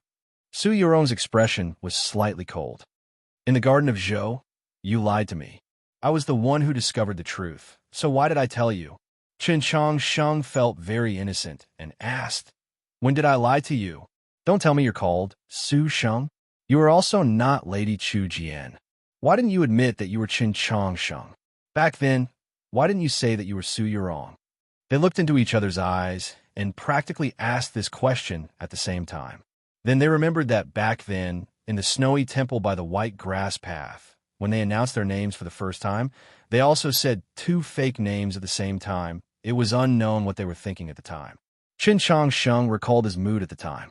The main reason he didn't want her to know his identity was because he didn't want her to know that he had a world-famous fiancée.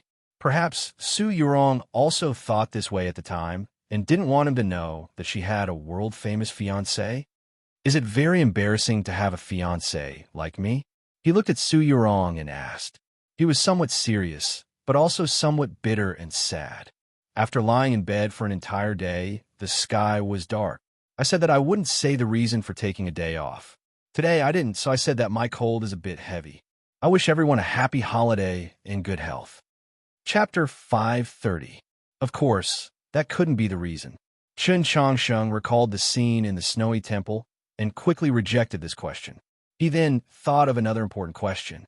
Su Yurong had said back then that she was called Chun Chu Jian. Her surname was Chun. Perhaps it was a bit wishful thinking, but he always felt that it was related to him, just like how he had told her back then that he was called Su Sheng. He asked no more questions because he realized that this matter truly was rather chaotic. If he continued to investigate the situation in the Garden of Zhou, he was afraid that he would develop some unpleasant feelings towards Su Yorong's fiancée. Would that also be tantamount to being jealous of him? This matter truly was rather chaotic and incomprehensible.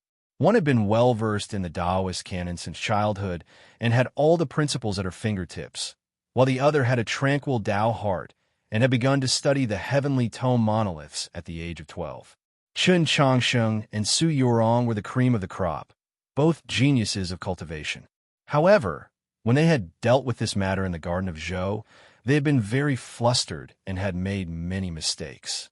Su Yorong didn't answer Chen Changsheng's stupid question. The beef ribs in the iron pot were still gurgling.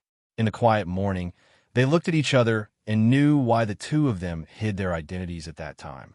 They didn't miss the slightest change of emotions at that time. In the end, they were still smart children, just like those pure white snowflakes outside the restaurant. But there were still some matters that needed to be resolved, or else their hearts would always feel somewhat uncomfortable, such as that matter. You Princess Luluo and the little black dragon? Su Yorong did not explain, but Chen Changsheng understood what she was asking. Back in the mausoleum of Zhou, she had once said that her fiancé was a womanizer, and the ones he provoked were all ignorant girls. Chen Changsheng suddenly remembered that he had once cursed her fiancé, truly a shameless scum. As it turned out, he had been cursing him. When he thought of this, his mood became rather complex. He had no idea what to say, so he could only sigh. Presumably, it was Lady Schwanger who said it. The truth that had only been revealed after half a year had dealt a massive blow to his mind. So much so that he had not noticed that besides Luluo, Su Yorong had also mentioned the little black dragon. He somewhat helplessly explained, "I think that the two of us now understand the principle that what the eyes see is not necessarily the truth." "Perhaps," Su Yorong said softly. Then, she raised her head and looked at him. A bright light suddenly flashed in her eyes. She raised her eyebrows slightly as she thought of something. As a result, the ethereal mountains and rivers in her picturesque beauty became vivid in an instant, and the brightness became sharp. "I remember you said that your fiancé." Chen Changsheng's expression subtly changed. At the time in the mausoleum of Zhou, when he had described his fiancé to her, although he had not intentionally mocked or humiliated her, he had not said anything nice either. It was just that, "Didn't you say it yourself that it's better not to have this kind of woman?" He couldn't help but argue. Su Yorong said, "I was misled by your words." At that time, she had a very low evaluation of Su Shang's fiancé in her heart. She even felt that it was shameful. She was arrogant, stupid, had bad taste, and had moral problems. When she found out that all these comments were about her, she couldn't help but feel a little embarrassed and annoyed. At that time, the more critical her evaluation was, the more humiliated she became. Don't be fooled by her calm expression right now. Her small hands in the sleeves of her cotton-padded jacket had already clenched into fists. This matter was still very messy. Chen Changsheng looked at the wine in his bowl and sighed once more. When he was 10, a strange fragrance had enveloped the old temple. He had been silent for many days, and then he had sighed for many days. From then on, he had never sighed as much as he did today. Everything was a misunderstanding. The affairs of the world, encounters, were sometimes very coincidental, very inconceivable. There had always been so many grudges between the two of them, but in the end, they had met in the Garden of Zhou under a different identity, and then spent so many days together. Fortunately, they had finally met again. Presumably, there would still be many things that would clarify these inexplicable and inexplicable matters. As long as they did not cause a lifelong misunderstanding, it was fine. Thinking of this, Chen Changsheng was no longer so worried. He looked at her and smiled. "What are you smiling about?" Su Yorong asked. Chen Changsheng replied, "Being happy." Su Yorong's gaze drooped, her eyelashes trembling. Suddenly, she covered her mouth with her hand and hiccuped. "I drank too much," she explained with some embarrassment. The alcohol content of this wine was rather high. In a situation where she did not use her true essence to dissolve the alcohol, she had drunk several bowls in succession, so she truly should have been drunk. Otherwise, why would her beautiful face blush again? Chen Changsheng asked with concern. Are your wounds all right? Is drinking all right? As he spoke, his gaze fell on the sleeve of her cotton jacket. Looking at the finger that had just poked out of the sleeve, he realized that there was no wound there. Then he remembered that she had once studied in the 13 divisions of Radiant Green and was now the Holy Maiden of South Stream Temple. Under the sacred light, there was no need for her to worry about such problems. Su Yurong glanced at him and said, You really think that I can't beat you? Chen Changsheng thought to himself, How did we get into this again? Changing the subject, he said, I have something important to tell you. Su Yurong lightly flicked her finger. With a gust of wind, the yellow paper umbrella slowly rolled back to its original position. There were now 2 more tables of guests in the restaurant than before, and it was even noisier. At this moment, the sound from outside could no longer be heard, and the occasional gazes would be blocked by that invisible wall. With the yellow paper umbrella and her and Chen Changsheng's current cultivation levels, unless a powerful expert at the peak of star condensation came to personally eavesdrop, they would definitely be discovered. Do you still remember when we found a lot of gold, silver, and other treasures in those stone huts in the mausoleum of Zhou? Chen Changsheng took the stainless sword from his waist and placed it next to the pot. Then he began to take things out from inside. This was Su Yurong's first time seeing this treasure of the orthodoxy at such a close distance. This was not the stainless sword, but the sheath called the vault sheath. She looked at it very seriously, very interested, so much so that she did not pay much attention to Chen Changsheng's solemn words and casually gave a grunt of agreement.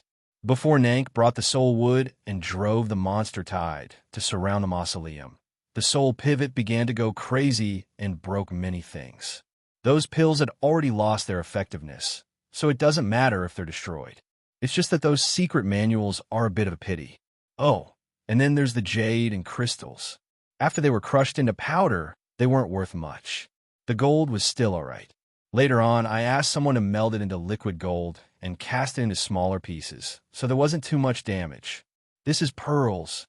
I heard that pearl powder can be used to make tea and can beautify one's appearance, so I won't divide it. In a while, you can take it all with you. Chen Changsheng kept on taking things and talking nonstop. Su Yurong's attention was finally drawn over. Looking at the boxes by the stove, she asked, What did you say? This is what we agreed on, that the things in the mausoleum of Zhou would be evenly divided. Chen Changsheng looked at her and very seriously said, If the pills could still be used, then when Senior Suli was injured, I probably would have used some, but as for the other things, I didn't get your consent, so I kept them all. It's just that for the sake of keeping them more convenient, I asked the Bureau of Ecclesiastic Education to help me exchange them for silver notes and a few other things. He was speaking from the bottom of his heart. He had always believed that the treasures in the mausoleum of Zhou did not belong to him alone. Before he could confirm whether she was alive or dead, he had no right to use them. Thus, when Tang 36 had asked him for silver, he had not said that he had this wealth. And when he believed that she had already left this world, he had made a decision that was even more incomprehensible. This is the title deed. I asked Jin Yulu to exchange it for a large grassland in the lower reaches of the Red River, prepared to leave it for you, he said, pointing at a box. Startled, Su Yurong asked, Why did you give this to me? Chen Changsheng replied, At the time, I thought that you might not be around anymore, so I had to leave something for your tribe. That grassland is the closest to your homeland. At the time, he had always believed that she was a genius girl of the elf race, shouldering the heavy responsibility of reviving the elf race. Su Yurong understood, but said nothing. Chen Changsheng misunderstood her silence and said somewhat embarrassedly, Of course, now that I know that you have no use for this grassland, this matter was truly rather muddled. No, it's pretty good. I like it very much. Su Yurong took the box and looked at his face reflected in the steam from the pot, speaking very seriously. Back in the mausoleum of Zhou, he had not cared about those treasures or secret manuals at all. He had only been anxious to find medicine for her. At the time, she had been very moved. Now, she was the same. I'll leave the other things with you for now. I didn't bring the Tong Palace today, so it's not convenient to carry it. She used a very natural tone to continue. When I need it, I'll come find you. This was a very good arrangement, and Chun Changsheng very much approved of it. However, he thought about how she was now the master of South Stream Temple and had countless places to spend money. So he said, I'll leave the other miscellaneous items with me for now, but you can take the pearl powder and the box of silver notes back with you. Su Yurong replied, they're all worldly possessions, so there's no need to care so much about them. Chun Changsheng could not understand this sort of otherworldly attitude towards life. He asked, then what should we care about? How could she truly be otherworldly? It was just that compared to the flames of the mortal world, the vast sky of stars was even brighter and more dazzling. What we should care about is we are opponents' enemies. Su Yurong looked into his eyes and spoke. Her voice was very calm, but the emotions in her eyes were rather complex. The starlight in their deepest depths faintly trembled. It was beautiful, yet it also made one feel somewhat uneasy. Yes, regardless of whether the two of them had that engagement or not, they were now destined to be opponents, and in the future, they might even become mortal enemies. The division between the North and the South of the Orthodoxy, the struggle between the old and the new, the divine empress and the Pope's differing views of the world. The three most important contradictions of the human world now rested on the shoulders of the two of them. Above and below the balcony and the poisoned dagger, the lonely grave on the yellow sands and the bleak cold of the butterfly. No matter how one looked at it, the story of Chun Changsheng and Su Yurong would ultimately develop in that direction. It could be sorrowful, it could be tragic, it could become a love story passed down through the ages. In short, this matter was very worrying. He and she were still so young, and their shoulders were still rather thin and weak. How could they carry so much weight? But the two of them seemed to have no such awareness. They had just fought on the bridge of helplessness, and then they sat down together to drink wine and eat bones. Especially Chun Changsheng. It was like he was completely unaware of the current situation, as if he had forgotten all the difficulties and dangers that lay between the two of them, because I forgot, he somewhat embarrassedly said. I've changed the last sentence of the previous chapter a little, changing the description of the final mood to serious. I feel that this would be a little more accurate. The love and mood swings of young people should be greater, but in the end, Chun Su is not an ordinary person. As for the problem of the treasures in the mausoleum of Zhou, I told everyone that I would think of a way to get them back. This chapter has mentioned it, and it fits the tone of the story of choosing the heavens. Of course, it can't stand up to too much scrutiny, because after leaving the Garden of Zhou, I really did forget to write about it. I've admitted it, and I'm sorry again. The next chapter will come out rather quickly. Chapter 531. This was a very speechless answer. Just like Tang 36 said, Chun Changsheng and Su Yurong were two people that made people speechless. Perhaps because of this, after Su Yurong heard Chun Changsheng's answer, she wasn't too surprised, nor was she angry, but rather satisfied. He only remembered that after dusk, he would come to Fortune Peace Road to eat fish with tofu, though, in the end, he only ate beef ribs. He only remembered the words he had said in the mausoleum of Zhou, so he had divided the gold and silver into two piles and used the majority of it to exchange for the plain downstream of the Red River. Though she had no relationship with the elf race, he only remembered that he had promised her to end the engagement. So he had not hesitated to be criticized by the people of the capital to ask His Holiness the Emperor to forcefully end the engagement. Though this matter now seemed very foolish, and he was in a rush to find that marriage contract, it was not important to get some things wrong, and it was not important to forget some things. It was fine as long as he remembered some things. Because of Chun Changsheng's answer and the fragrant beef ribs in the iron pot, Su Yurong didn't regret her action of handing over the slip of paper on the bridge of helplessness. She said softly, I ate very well, thank you. After saying this, she stood up and put away the plane. She picked up the yellow paper umbrella from the ground and walked out of the store. Chun Changsheng was slightly startled, seeing her lift the curtain and walk out. He suddenly remembered that he forgot to give her the most important thing. He hurriedly chased after her. The cold wind blew against his face, and snowflakes floated on the street at night. How could he still see her figure? He looked at the string of beads made of 10 stones on his wrist and thought to himself, I can't forget such an important thing next time. The shop owner's voice came from the side. Sir, there's still half a pot of beef ribs left. Do you want to take it away or eat a little longer? Chen Changsheng turned around and saw that the shopkeeper's expression was a bit uneasy. After a moment of hesitation, he realized that the shopkeeper was worried that Chen Changsheng would go back on his word. The shopkeeper rubbed his hands and looked at him nervously. Carrying the packed beef ribs, Chen Changsheng returned to the Tradition Academy. The winter forest by the lake seemed a little sinister in the night. Fortunately, the snow on the branches diluted the feeling. From the depths of the forest came a low, thunderous sound. Occasionally, a few extremely thin, lightning-like streaks of light would float out. That was Xianyuan cultivating. Su Mo was in the library giving guidance to the new students. Zhixiu, whose injuries were gradually healing, was under some pile of snow, grinding his spirit and willpower. Only Tang 36 had not gone anywhere, nor was he in his own room, but was waiting for him in Chen Changsheng's room. Not only because he was very curious about Chen Changsheng's whereabouts, nor was he in his own room, but also because he wanted to, but also because Chen, but because he, because he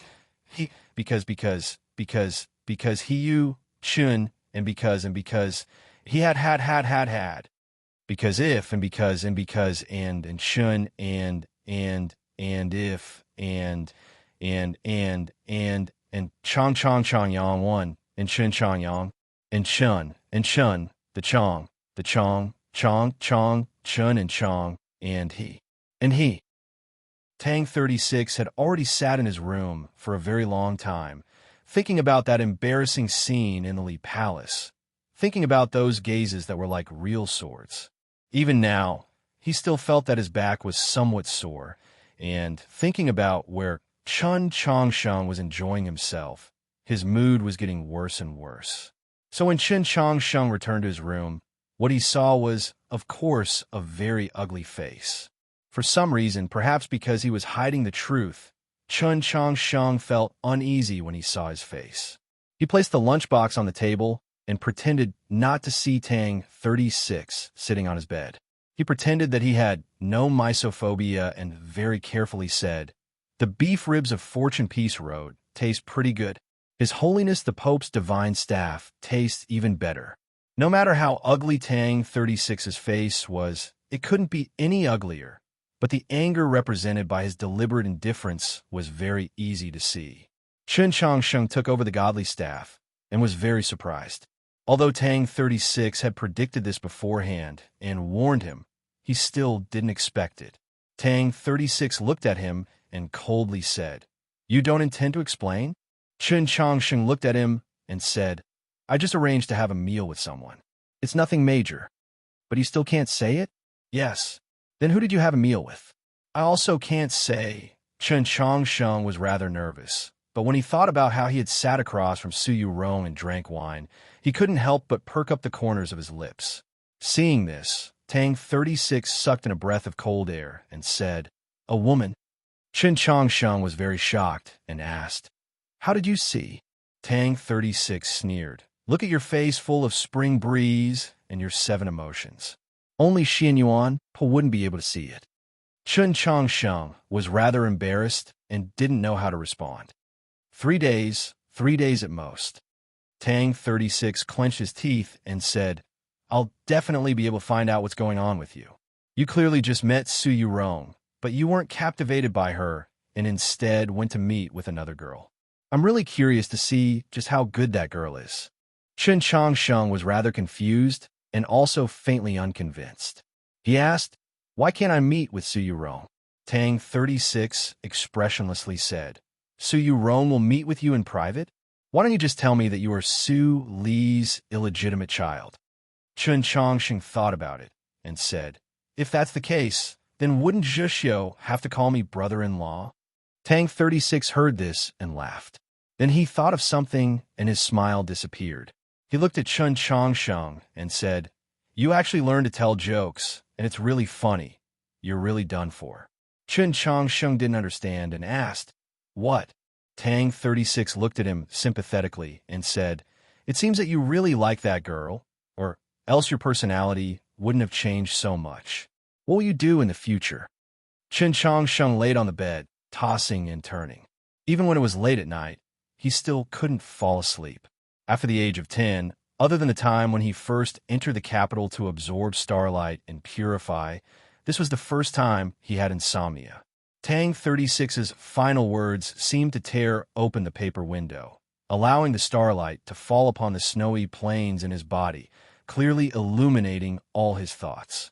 In the half-year since he left the Garden of Zhou, he would often think of her, whether it was on the great banyan tree by the lake or among the boulders of the mausoleum of Zhou. But what he did not understand was that kind of longing was longing for longing.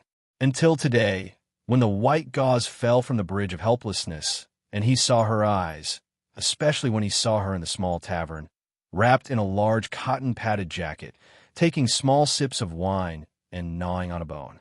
Her appearance was different from the Garden of Zhou, different from the legends, but it was incomparably real, so beautiful that it made one want to get close to her. As a result, this longing fell into reality, taking on real weight. Longing that was real and had weight was called lovesickness. Once it was lovesickness, it was naturally difficult to sleep. Qin Changsheng was a person who was slow in speech but quick in action. In any case, he couldn't sleep. Since he wanted to see her, he would go see her. Su Yurong had said to him that he could not let anyone know that they had known each other, so he could not go see her through normal channels, so he could only go see her in secret. He got up, put on his clothes, and floated out the window. Crossing the winter forest, he took out a key and opened the secret door on the palace wall that was well concealed by ivy. He walked in. He pushed the heavy door open a crack and gazed at the palace in the darkness. He was somewhat nervous, so nervous that the whistle he blew out was somewhat hoarse. He was a very well-behaved youth and very rarely did this sort of thing. Although he had secretly entered the imperial palace several times, the current situation was somewhat different from before. Last night, the Pope had officially announced to the entire continent that he was the successor to the orthodoxy, but now he was intruding into the imperial palace. If he was discovered, then it would truly be a major incident. The wind and snow slowly drifted through the air. The red walls and yellow eaves of the imperial palace were all painted white. The divine queen glanced at the snowflakes outside the window, and a mocking smile appeared on her lips. She said, "Do you know when people are the most daring?" The confluence of the north and south was right in front of them. Various matters suddenly increased. Mo was still accompanying the queen to deal with matters late into the night. She was already somewhat tired. Suddenly hearing this question, she froze for a moment before responding. She softly said, "When facing death, it's not wrong, but there's another situation because of love." The divine queen looked at the dark palace outside the window and said, "Or perhaps because of lust." Snow danced in the sky and lights flowed. The imperial palace seemed like it was daytime, not night, so black objects were rather conspicuous. When Shun Chong Sheng saw the black goat slowly walk over from the snow-covered plaza, he felt a sense of gratefulness. He told the black goat why he had come. The black goat glanced at him, turned around, and walked away. After some time, it raised its horn at a palace in front of it, then turned around and disappeared into the snowy night. The location of that palace was excellent. It was not very remote, but it was very quiet. Moreover, in the middle of winter, there were many green trees around the palace. It was very unusual. She was living here? It seemed that the rumors were true. The divine queen doted on her, even more than the princess of Ping. Then if the orthodoxy and the imperial court split in the future, and the pope and the divine queen fought, she would definitely help the queen. What should I do? Suddenly, he remembered the words she said in the tavern. He realized that this was indeed a problem. He could forget it for a while, but he could not think about it forever. The wind and snow in front of the palace were a bit cold. At the beginning, his face was a bit hot, but now it gradually cooled down. It wasn't that his heart was cold, but that he needed to be calm. He came to see her, but he didn't move for a long time. He didn't have any intention of sneaking into the palace. He just stood there. After an unknown amount of time, a voice reached his ears. It was her voice. Why are you standing here? He looked towards the source of the voice and saw that there was a window on the east side of the palace that was still lit. He walked over and saw her silhouette reflected by the light. She sat at the table in front of the window, holding a book in her hand. It was late at night, but she still hadn't slept. For some reason. Perhaps it was the same reason he hadn't been able to sleep. "I wanted to see you," he said to her through the window. Su Yurong softly said from the window, "Didn't we just meet?" Chen Changsheng hesitated for a while, then said, "But I can't sleep." Su Yurong turned to look out the window, somewhat uneasy. She thought to herself, just what could have happened to make a person like him unable to sleep? It must be known that in the Garden of Zhou, even if there were countless terrifying beasts hiding in the sea of grass around him, he could still very calmly enter the land of dreams. What happened? Nothing. It's just that I can't sleep thinking about you. Tonight, Su Yurong's name was in Hong. Chapter 532. Su Yurong stood by the window, listening to these words. She stared blankly for a very long time, not knowing what to say. In the plains of the unsetting sun, they had gone through life and death together, stood shoulder to shoulder, relied on each other, and even brushed off the snow. They had long since understood each other's intentions, but at the time, she did not know that he was that young Taoist boy from Xining Village. After leaving the Garden of Zhou, she had also thought about her promise to him and prepared to break off the engagement. However, the Li Palace had announced to the world that the sword pool had reappeared and many people had seen those swords. After comparing them several times, she finally confirmed that he was him. Only then did she realize that fate toyed with people playing such a joke on her. But what did this count for? As long as he was still him, it was fine. She clearly understood what she wanted. On the bridge of helplessness and by the beef rib pot, she had always been waiting for him to say something, but he had never said anything. It was already late at night when he inexplicably came to the window and said these inexplicable words. Fine, this truly was very similar to his path of the sword. Just like Wang Po's path of the blade, very straight. He had directly used these words to pierce through the paper window in front of her, bringing the situation back to before the divine path of the mausoleum of Zhou. Su Yurong stood up, looked at his figure through the window, and then pushed open the window. Snowflakes were swept in by the wind and fell on her face a little cold. The earth dragons are burning too fiercely, so the room is a little hot. She looked at Chen Changsheng as if explaining why she had pushed open the window to meet with him, but not even she realized that this explanation was actually very cute. Chen Changsheng looked at her face. He did not notice the nervousness in this explanation and the cuteness that came with it, but he felt that she was very cute. When I was standing outside just now, I also felt a little hot, he very honestly said. It was currently the middle of winter. In the dead of night, the world was frozen and snowflakes danced in the air. How long have you been standing there? Su Yurong asked as she looked at the snow on his body. Chen Changsheng thought it over, then shook his head. I forgot. Su Yurong asked. Why didn't you just come in? Chen Changsheng replied. I was afraid of disturbing your rest. And also, Schwanger should be here. I was worried that she would see and say something. Su Yurong asked, Then do you want to come in now? Chen Changsheng said, No need. I came, actually, because I have something to give you. After saying this, he took off the string of stone beads on his wrist and very carefully broke it. Then he put his palm through the window and said, There are 10 of them. You choose 5. In truth, he had long forgotten whether or not he had reached some sort of agreement with her regarding the distribution of the treasures in the mausoleum of Zhou. However, he believed that since they had found a mausoleum of Zhou together, everything discovered in the mausoleum of Zhou should be divided in half, whether it was the having blade style or the 10 stone pearls. This is... Su Yurong's curious voice suddenly stopped. Raising her head to look at him, she said in disbelief, This is the 10 beside the mausoleum of Zhou.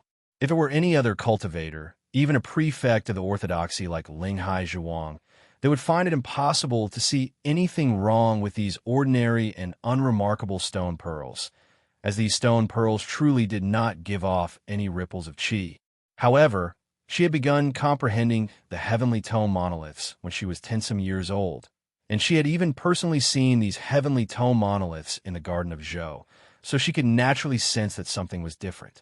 Yes. Chen Chongqing looked at her and said, "The Garden of Zhou has not disappeared. If you want to go back and take a look, I can take you in." He did not use the phrase enter the Garden of Zhou, but go back, because to him and her, the Garden of Zhou was truly far too important. Upon hearing that the Garden of Zhou had not collapsed and that he could still enter it as he pleased, Su Yurong was even more shocked. But the truly important thing was still the stone pearls in his palm. She looked at him and seriously asked, "You really want to give them to me?" Chen Chongqing looked back at her and seriously said, "Without you, I would have died long ago. How could I have found the mausoleum of Zhou, let alone the sword pool and these things?" Su Yurong thought it over, but did not carefully choose. She took 5 stone pearls from his palm and immediately placed them in the Tong Palace. She felt that Chen Chongqing's words were reasonable, so she very calmly accepted them. She seemed especially carefree and unperturbed, as if it was only right and proper and upright. What Chen Chongqing most admired and liked about her was precisely this sort of temperament. "Then I'll be leaving." In the snowy night, he entered the palace. The window was pushed open, he saw her, and he even gave her the stone pearls. Everything that needed to be done had been done, so he naturally had to embark on his return journey. As the saying goes, one comes in high spirits and returns when one's spirits are exhausted. A distinguished scholar style could not be better than this, but he was a youth, not a distinguished scholar, so even though he said he was leaving, his feet did not move. Su Yurong said, "Go back first." Chen Chongqing grunted, but his feet still did not move. He only looked at her. She slightly turned around, as if she wanted to avoid his gaze, but in reality, she was sticking her head out the window. As she got closer and closer, he became somewhat nervous. She reached out and brushed the snow off his shoulders, just like how she had brushed away the fallen leaves for him on the Divine Avenue. It was very relaxed, very calm, very familiar, very peaceful. The paper window had long since been pierced through, and the window had been pushed open. It just needed a final confirmation. The action of brushing away the snow was confirmation. Chen Chongqing felt like his severed meridians were automatically mending themselves, his entire body brimming with the strength of life. He looked at her, his eyes glowing. Su Yurong did not meet his gaze. She looked towards a certain place in the snowy night.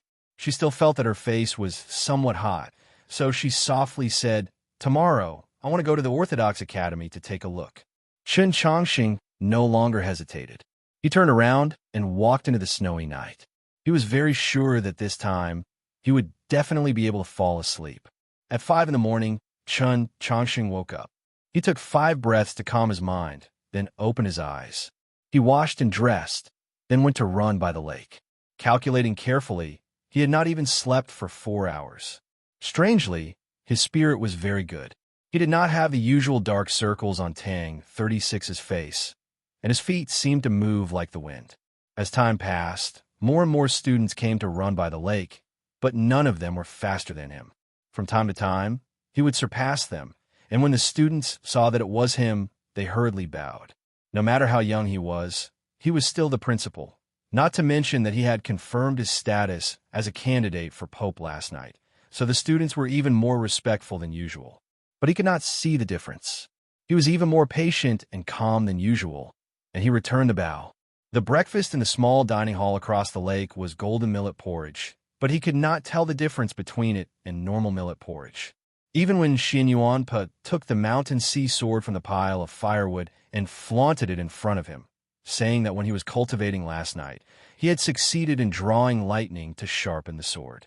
Chen Chongqing still could not tell the difference between the mountain sea sword and when he first left the sword pool in the Garden of Zhou. In short, he was somewhat absent-minded, and his gaze would occasionally drift in the direction of the imperial palace. "Are you sick?" Tang 36 yawned and asked him. Chen Chongqing returned to his senses and looked at the 2 dark circles under his eyes. "I think you might be sick." Tang 36 angrily thought, "If I hadn't stared at you last night like I'm sick and ended up falling asleep in the snow because I was too tired, I wouldn't be in such a bad state." Chun Changsheng looked in the direction of the imperial palace because last night she said she would come, and he was waiting for her. He naturally wanted to share the story between him and Su Yurong with others, especially with his friends. Tang 36 was originally the best person to talk to, but Su Yurong had said that she did not want others to know, so he could only endure. After eating breakfast, he once again washed his face and rinsed his mouth, changed into a set of clean clothes, and then stood in front of the window, waiting. It was also because he was usually so particular about cleanliness that he did not attract the attention of the people of the Orthodox Academy. After some time, the cry of a crane came from the distance. He followed the cry of the crane, and in a short while, in the depths of the forest, he saw the white crane, as well as her riding it. Su Yurong was still wearing the large cotton-padded jacket from yesterday. It was not rustic at all, and just looking at it made one feel warm. It was probably because she did not want others to see her. So, just like in the Garden of Zhou, she used the secret technique of South Stream Temple to make her appearance much more ordinary. Seeing her ordinary face, Chun Changsheng was not disappointed. On the contrary, he felt it to be even more intimate. Perhaps it was this intimacy that allowed him to find that feeling of casual conversation he had in the Garden of Zhou. He looked at the large cotton-padded jacket that made her seem especially cute, and after a moment of hesitation, he gathered up his courage and said a few words. The smell of beef ribs is very strong. Do you want to change into a new set of clothes? Or maybe wear mine first, and I'll wash this for you? Su Yurong froze, and then she truly became angry and embarrassed. She turned around and walked towards the white crane. Chun Changsheng came to his senses and felt that his actions were truly absurd. He hurriedly chased after her, then began to make gestures with his hands at the white crane. He and the white crane were old friends. Without waiting for Su Yurong to get close, it let out a cry and flew away. Su Yurong stood in the snow, stunned once more. Starting from 2 years ago, she could not understand why the white crane was so intimate with Chun Changsheng and why it was so kind. Just what did you do to it back then? She looked at Chun Changsheng and asked, "Why is it so obedient to you?" This was the first time the two of them had discussed matters of their childhood. "When I was little, I mentioned it to you in letters, but you forgot." When Chun Changsheng thought of this matter, he felt rather uncomfortable, but then he thought of that matter from before, and all that discomfort transformed into unease. He said, "I misspoke just now, don't be angry. Just think about Tang Tang's words." The words he mentioned were naturally Tang 36's words that he was a pig. The white crane left and did not return. The snowy forest was deserted and empty. Snowflakes slowly drifted down. Chun Changsheng and Su Yurong held up umbrellas as they walked through the secluded forest of the Orthodox Academy. "Zhixiu and I live here." Chun Changsheng brought her to the edge of the forest and pointed at the nearby small building. Only after he said these words did he remember that she had come to the Orthodox Academy that night. She might even have seen the scene in the restaurant across the street. He explained, "Don't misunderstand. That day it was Tang Tang who insisted on dragging me, and Su Mo you over. Su Mo you used to be a student of the Li Palace Academy, 33rd on the Proclamation of Azure Sky. You might have heard of him. Right now he's with us." These words were very natural and also naturally carried the pride of a young man. It was like he was bragging about his achievements to her. Just then, a voice suddenly rose up from the winter forest. "I knew there was something wrong with you. No wonder that night you didn't even dare to touch the hand of the girl in your embrace. It turns out you really did have a lover." A pile of snow suddenly parted from where the voice had come from, and Tang 36 stood up. The next chapter will be at night. The exact time is unknown. Chapter 533. Tang 36's body was covered in snow. His face was pale, and his dark circles were extremely heavy. He looked extremely tired. In the past 2 days, in order to uncover Chun Changsheng's secret, he had racked his brains, forgetting to eat and sleep. He had truly put in a lot of effort, even using 2 of the magical artifacts of the One Shui Tang clan, before finally being able to perfectly conceal his aura and catch Chun Changsheng in the act. "Ha ha!" His proud laughter echoed in the winter forest. Then he walked in front of Chun Changsheng and stopped laughing. He said angrily, "Aren't you a bit too much? Why do you keep saying bad things about me, to show off your nobility? I heard you mention my name a few times in the snow, and none of it was nice. Ah, this umbrella is a bit weird." Tang 36's gaze moved down from the umbrella and looked at the couple. Once again, he became proud and laughed. "You haven't even solved the marriage yet, and you're already in the mood to walk in the snow with an umbrella.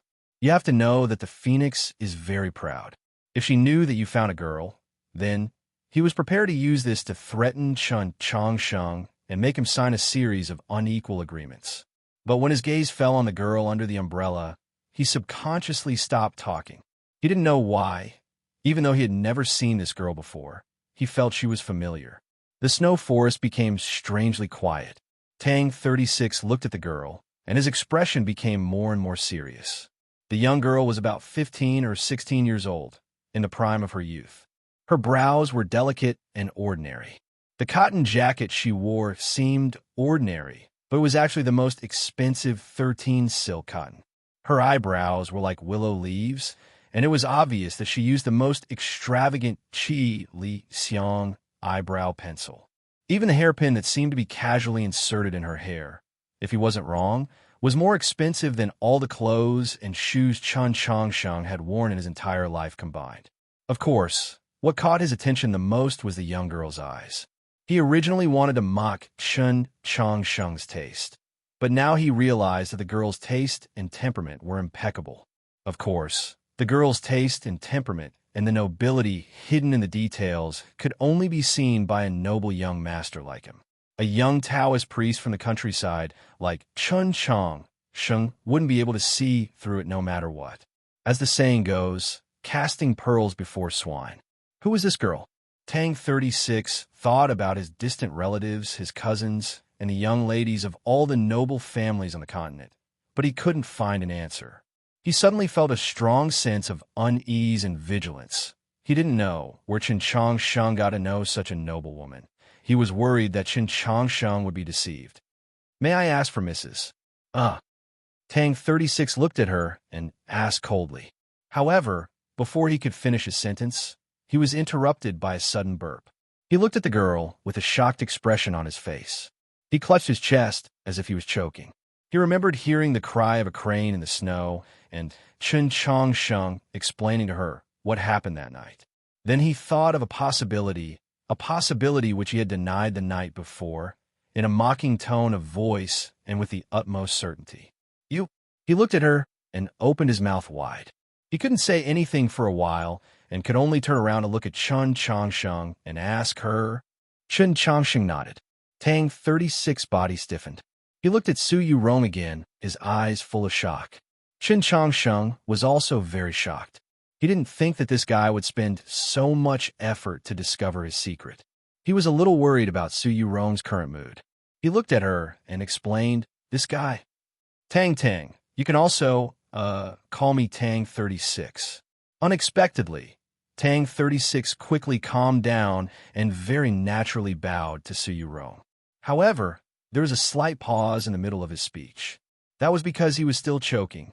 It was the sound of a burp. Su Yurong knew that this young master of the Wenshui Tang family was Chun Changsheng's best friend, the current director of the Orthodox Academy, and also the new owner of Clear Lake Restaurant.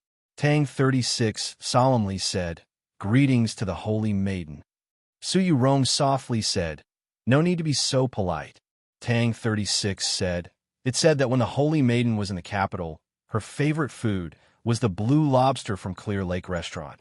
Su Yurong calmly looked at him, a smile hidden in her eyes. She seemed to have guessed what would happen next. As expected, Tang 36 immediately said, "In a little while, I will send someone to deliver the blue lobster to the Divine General's estate. After you return to Holy Maiden Peak, I will have a Clear Lake restaurant directly transport it from the seaside. All year round, I guarantee an uninterrupted supply." Su Yurong said, "I will have a trouble, young Master Tang." Tang 36 waved his hand and said, "We're all, people. There's no need to be polite." His expression was very natural, free, and at ease, and his heroic spirit reached the clouds. However, when he spoke, the burps never stopped. Speaking of which, this was also something very admirable. Even while burping incessantly, he was still able to so calmly finish this conversation. Chun Chong Sheng watched from the side, thinking, is this probably the benefit of having a thick skin? Su Yurong said to him, we'll talk some other day.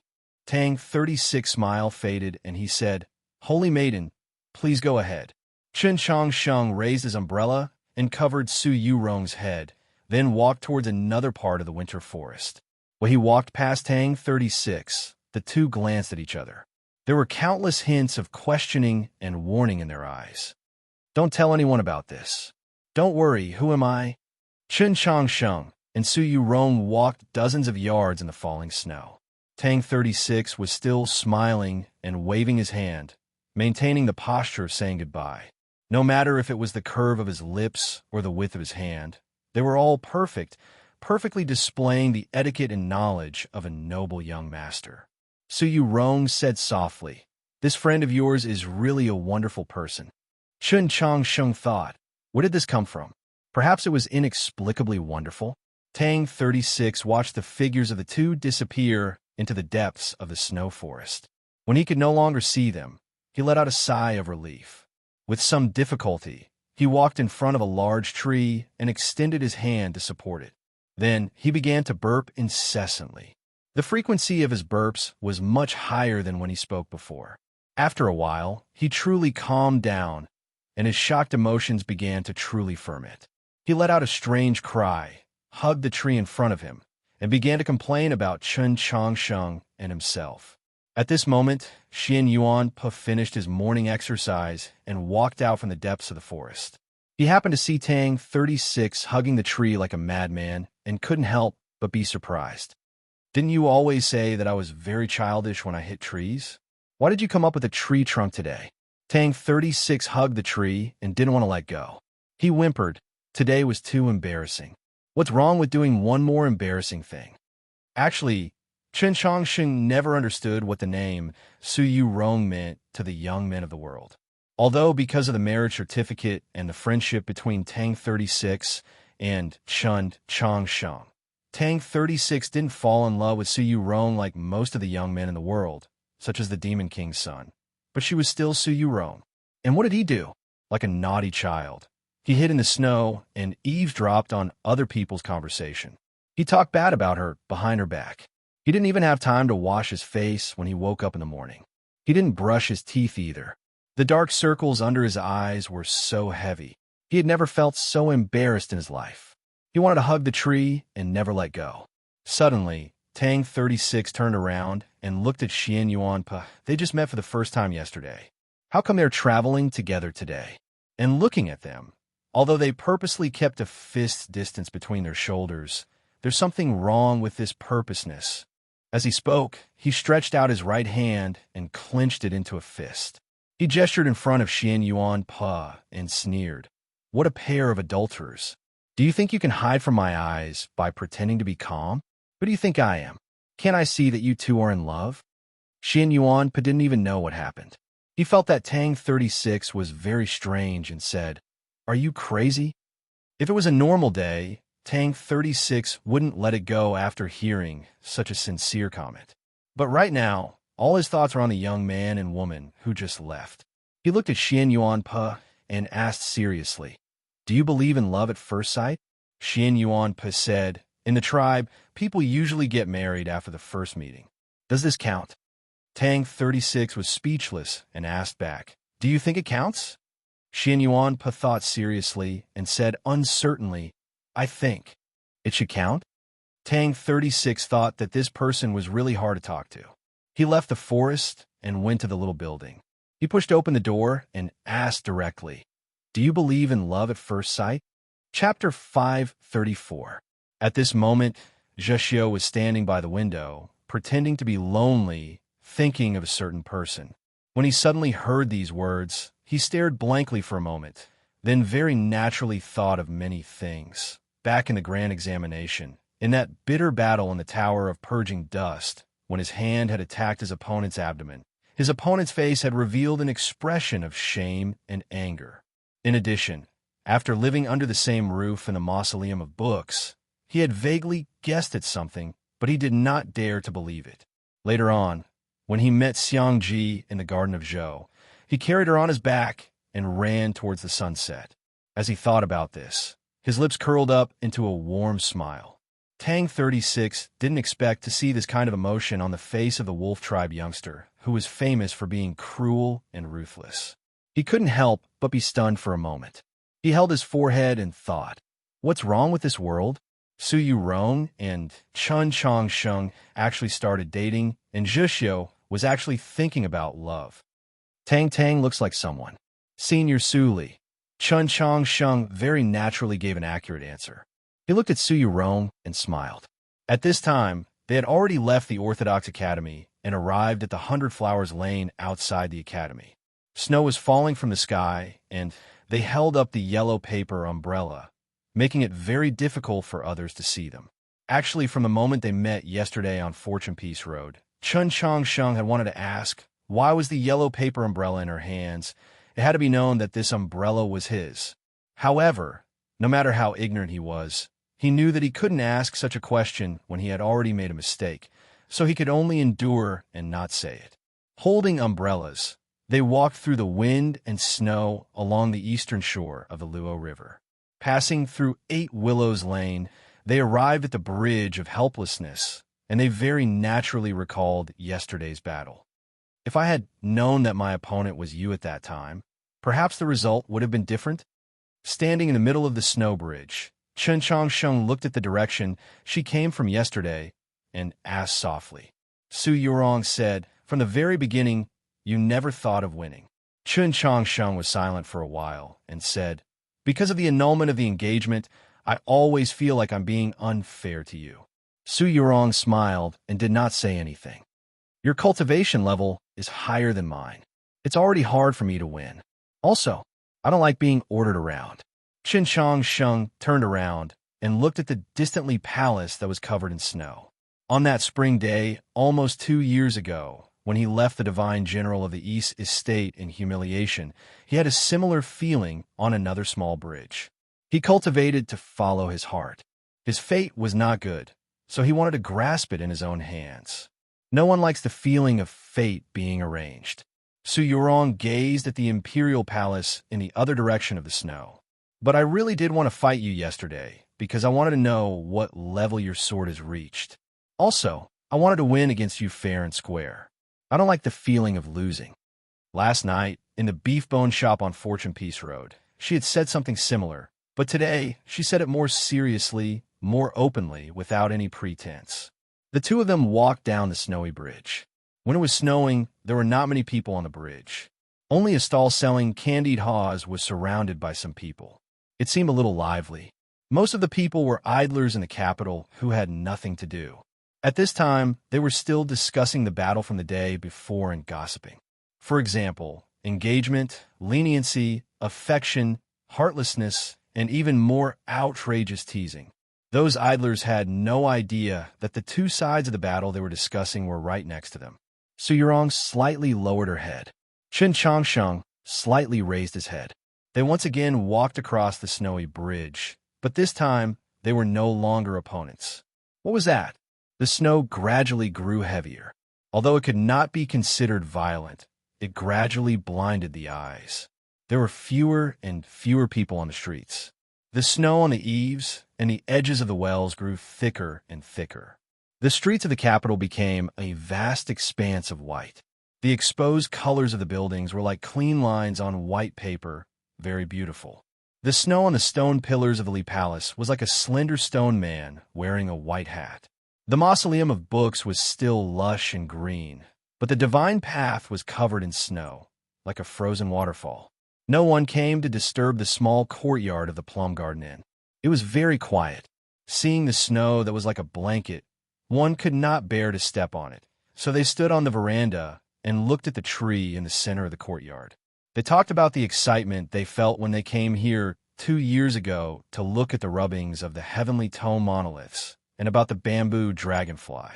Chun Changsheng and Su Yurong used an entire day to walk around the capital. They went to many places and talked about many things. For the majority of the time, it was him, who was not good with words, who did the talking. He introduced her to where this place was, the solitude of the pavilion of ascending mist, the night pearls of the dew platform.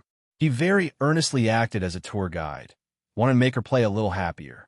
Su Yurong quietly listened on the side, a smile at the corner of her lips. Whether it was the mausoleum of books or the imperial palace, there were places she had grown tired of playing in since she was a child. The stone pillars of the Li Palace had even been her slide when she was a child. She did not need a youth who had grown up in Xining Village to explain these things to her. Qin Changsheng had originally known about these things, but he had forgotten. She knew that he had definitely forgotten, but she did not want to remind him. At dusk, they finally returned to Hundred Flowers Lane. Outside the walls of the rear courtyard of the Orthodox Academy, Qin Changsheng wanted to give the yellow paper umbrella to her, but she shook her head. Martial Uncle Su wanted me to give this umbrella to you. Qin Changsheng was very happy. He thought to himself, I and Senior Su Li have argued over this matter for tens of thousands of li. Now it seems that Senior has finally recognized his mistake. He sent his spiritual sense into the handle of the umbrella and suddenly realized a problem. In shock, he asked, Where's the sword in the umbrella? The foundation of a yellow paper umbrella was the only sword in the past 1,000 years that had broken out of the sword pool and returned to the world of mortals, the heaven-shrouding sword whose name had shaken the continent. Back then on the snowy plains of the land of demons, Su Li had pulled out that sword from the umbrella. With one strike, he had beheaded a demon general, and with another, he had cut open a path of life. How mighty had he been! But now, that heaven-shrouding sword was clearly no longer in the umbrella. Martial Uncle said that he could give you the umbrella, but he could not give you the sword that left Mount Li. He gave the heaven-shrouding sword. Su Yurong paused, then continued. He gave it to Senior. She did not explicitly say that it was given to that senior in the Mount Li sword sect, but Qin Changsheng knew that she was definitely speaking of Qiushan Jun. This was the first time that he had mentioned Qiushan Jun's name to her. Qin Changsheng felt rather uncomfortable. Perhaps it was because she had said the word senior so naturally, or perhaps it was because in the past few years, that name had always been placed together with her name, or perhaps it was because he and she had cultivated and grown together. In reality, she truly was more familiar with him than he was with her. What's wrong? Su Yurong tilted her head and asked. Qin Changsheng lowered his head to look at the umbrella in his hand, as if he was studying something. He casually replied, It's nothing. The two seemed rather ignorant, but in reality, they understood everything. Martial Uncle Su also wanted me to bring you 2 letters. Su Yurong took out 2 letters from her bosom and handed them over to him. For some reason, as her fingers gripped the letters, her brow slightly creased. The moment Qin Changsheng took the letters, he felt like his fingertips were being pricked by needles, stabbing into his heart. He hurriedly mobilized his spiritual sense, and only then was he able to forcefully suppress the urge to throw the letters away. These 2 letters concealed a terrifying sword intent. He glanced at Su Yurong with some shock. Su Yurong nodded her head, then pointed at the 2 letters in his hand and said, Martial Uncle Su said that you can open the letter in the yellow envelope at any time. As for the letter in the black envelope, you have to take good care of it. In the future, if you encounter any problems that you can't resolve, then open it. In the Garden of Zhou, the sword intent of the heaven-shrouding sword had reunited with the body of the sword. Outside the Garden of Zhou, Su Li had reunited with the sword. That Grandmaster of the Path of the Sword, because of this opportunity, had once again advanced. His cultivation in the Path of the Sword had reached an unknown level. He no longer needed the heaven-shrouding sword. He wanted to travel far away with the Holy Maiden. So he left the heaven-shrouding sword with Qiushan Jun and returned the yellow paper umbrella to Qin Changsheng. This seemed very fair, but it was not. Although the yellow paper umbrella was an extremely powerful defensive magical artifact, how could it compare to the famed heaven-shrouding sword? However, Qin Changsheng had no complaints. After all, the heaven-shrouding sword was the sword of the Mount Li sect master. It was only right and proper that it remain in Mount Li. He carefully put away the 2 letters. As he thought about that senior that had already gone far away, he suddenly felt somewhat sorrowful and longing. From the snowy plains of the demon realm to the south, he and Su Li had experienced many things together. Although there was an incomparably vast difference in cultivation and seniority, they could still be considered friends despite the difference in age. Just where did he and the Holy Maiden go? Very far away. The Great Western Continent, a place even further than the Great Western Continent. This answer was somewhat unexpected, but it was also reasonable. To the ordinary people of the continent, the Great Western Continent, which was isolated beyond the sea, was already the most distant place. However, Su Li had traveled the world for several hundred years, so he had presumably gone there long ago. Now, for the sake of humanity's future, he had very confidently and easily put down all his grudges and feelings. Bringing the Holy Maiden with him, he floated far away. Of course, he had to go to an even further place. But was there a place even further than the Great Western Continent? Chen Changsheng recalled a few very obscure records he had seen in the Taoist canon. He looked at Su Yurong and asked in shock, could it be that there really are other continents? The records of other continents in the Taoist canon were not the personal experiences of travelers. They were written very vaguely, more like conjectures. Being well-read in the Taoist canon did not mean that one knew everything in the world, because there were many things that were inconvenient or even impossible to record with words. Su Yurong was the current Holy Maiden. Ever since she was a child, she had lived and studied in places like the Li Palace, the Imperial Palace, and South Stream Temple, so she naturally knew a little more. It should be the Sacred Light Continent. She said to Chen Changsheng, I heard teachers say that on the other side of the Sea of Stars, on the incomparably distant shore, there is a continent. That world is bathed in light, and lives very similar to ours live there. However, the Sea of Stars is vast and impassable. If one does not pass through the Sea of Stars, there is also an extremely firm spatial barrier between the two continents. Only supreme experts who have stepped into the divine domain have a chance of breaking through this barrier and entering the other world. Shocked, Chen Changxing asked, Are you sure? The next chapter was at 8 in the evening.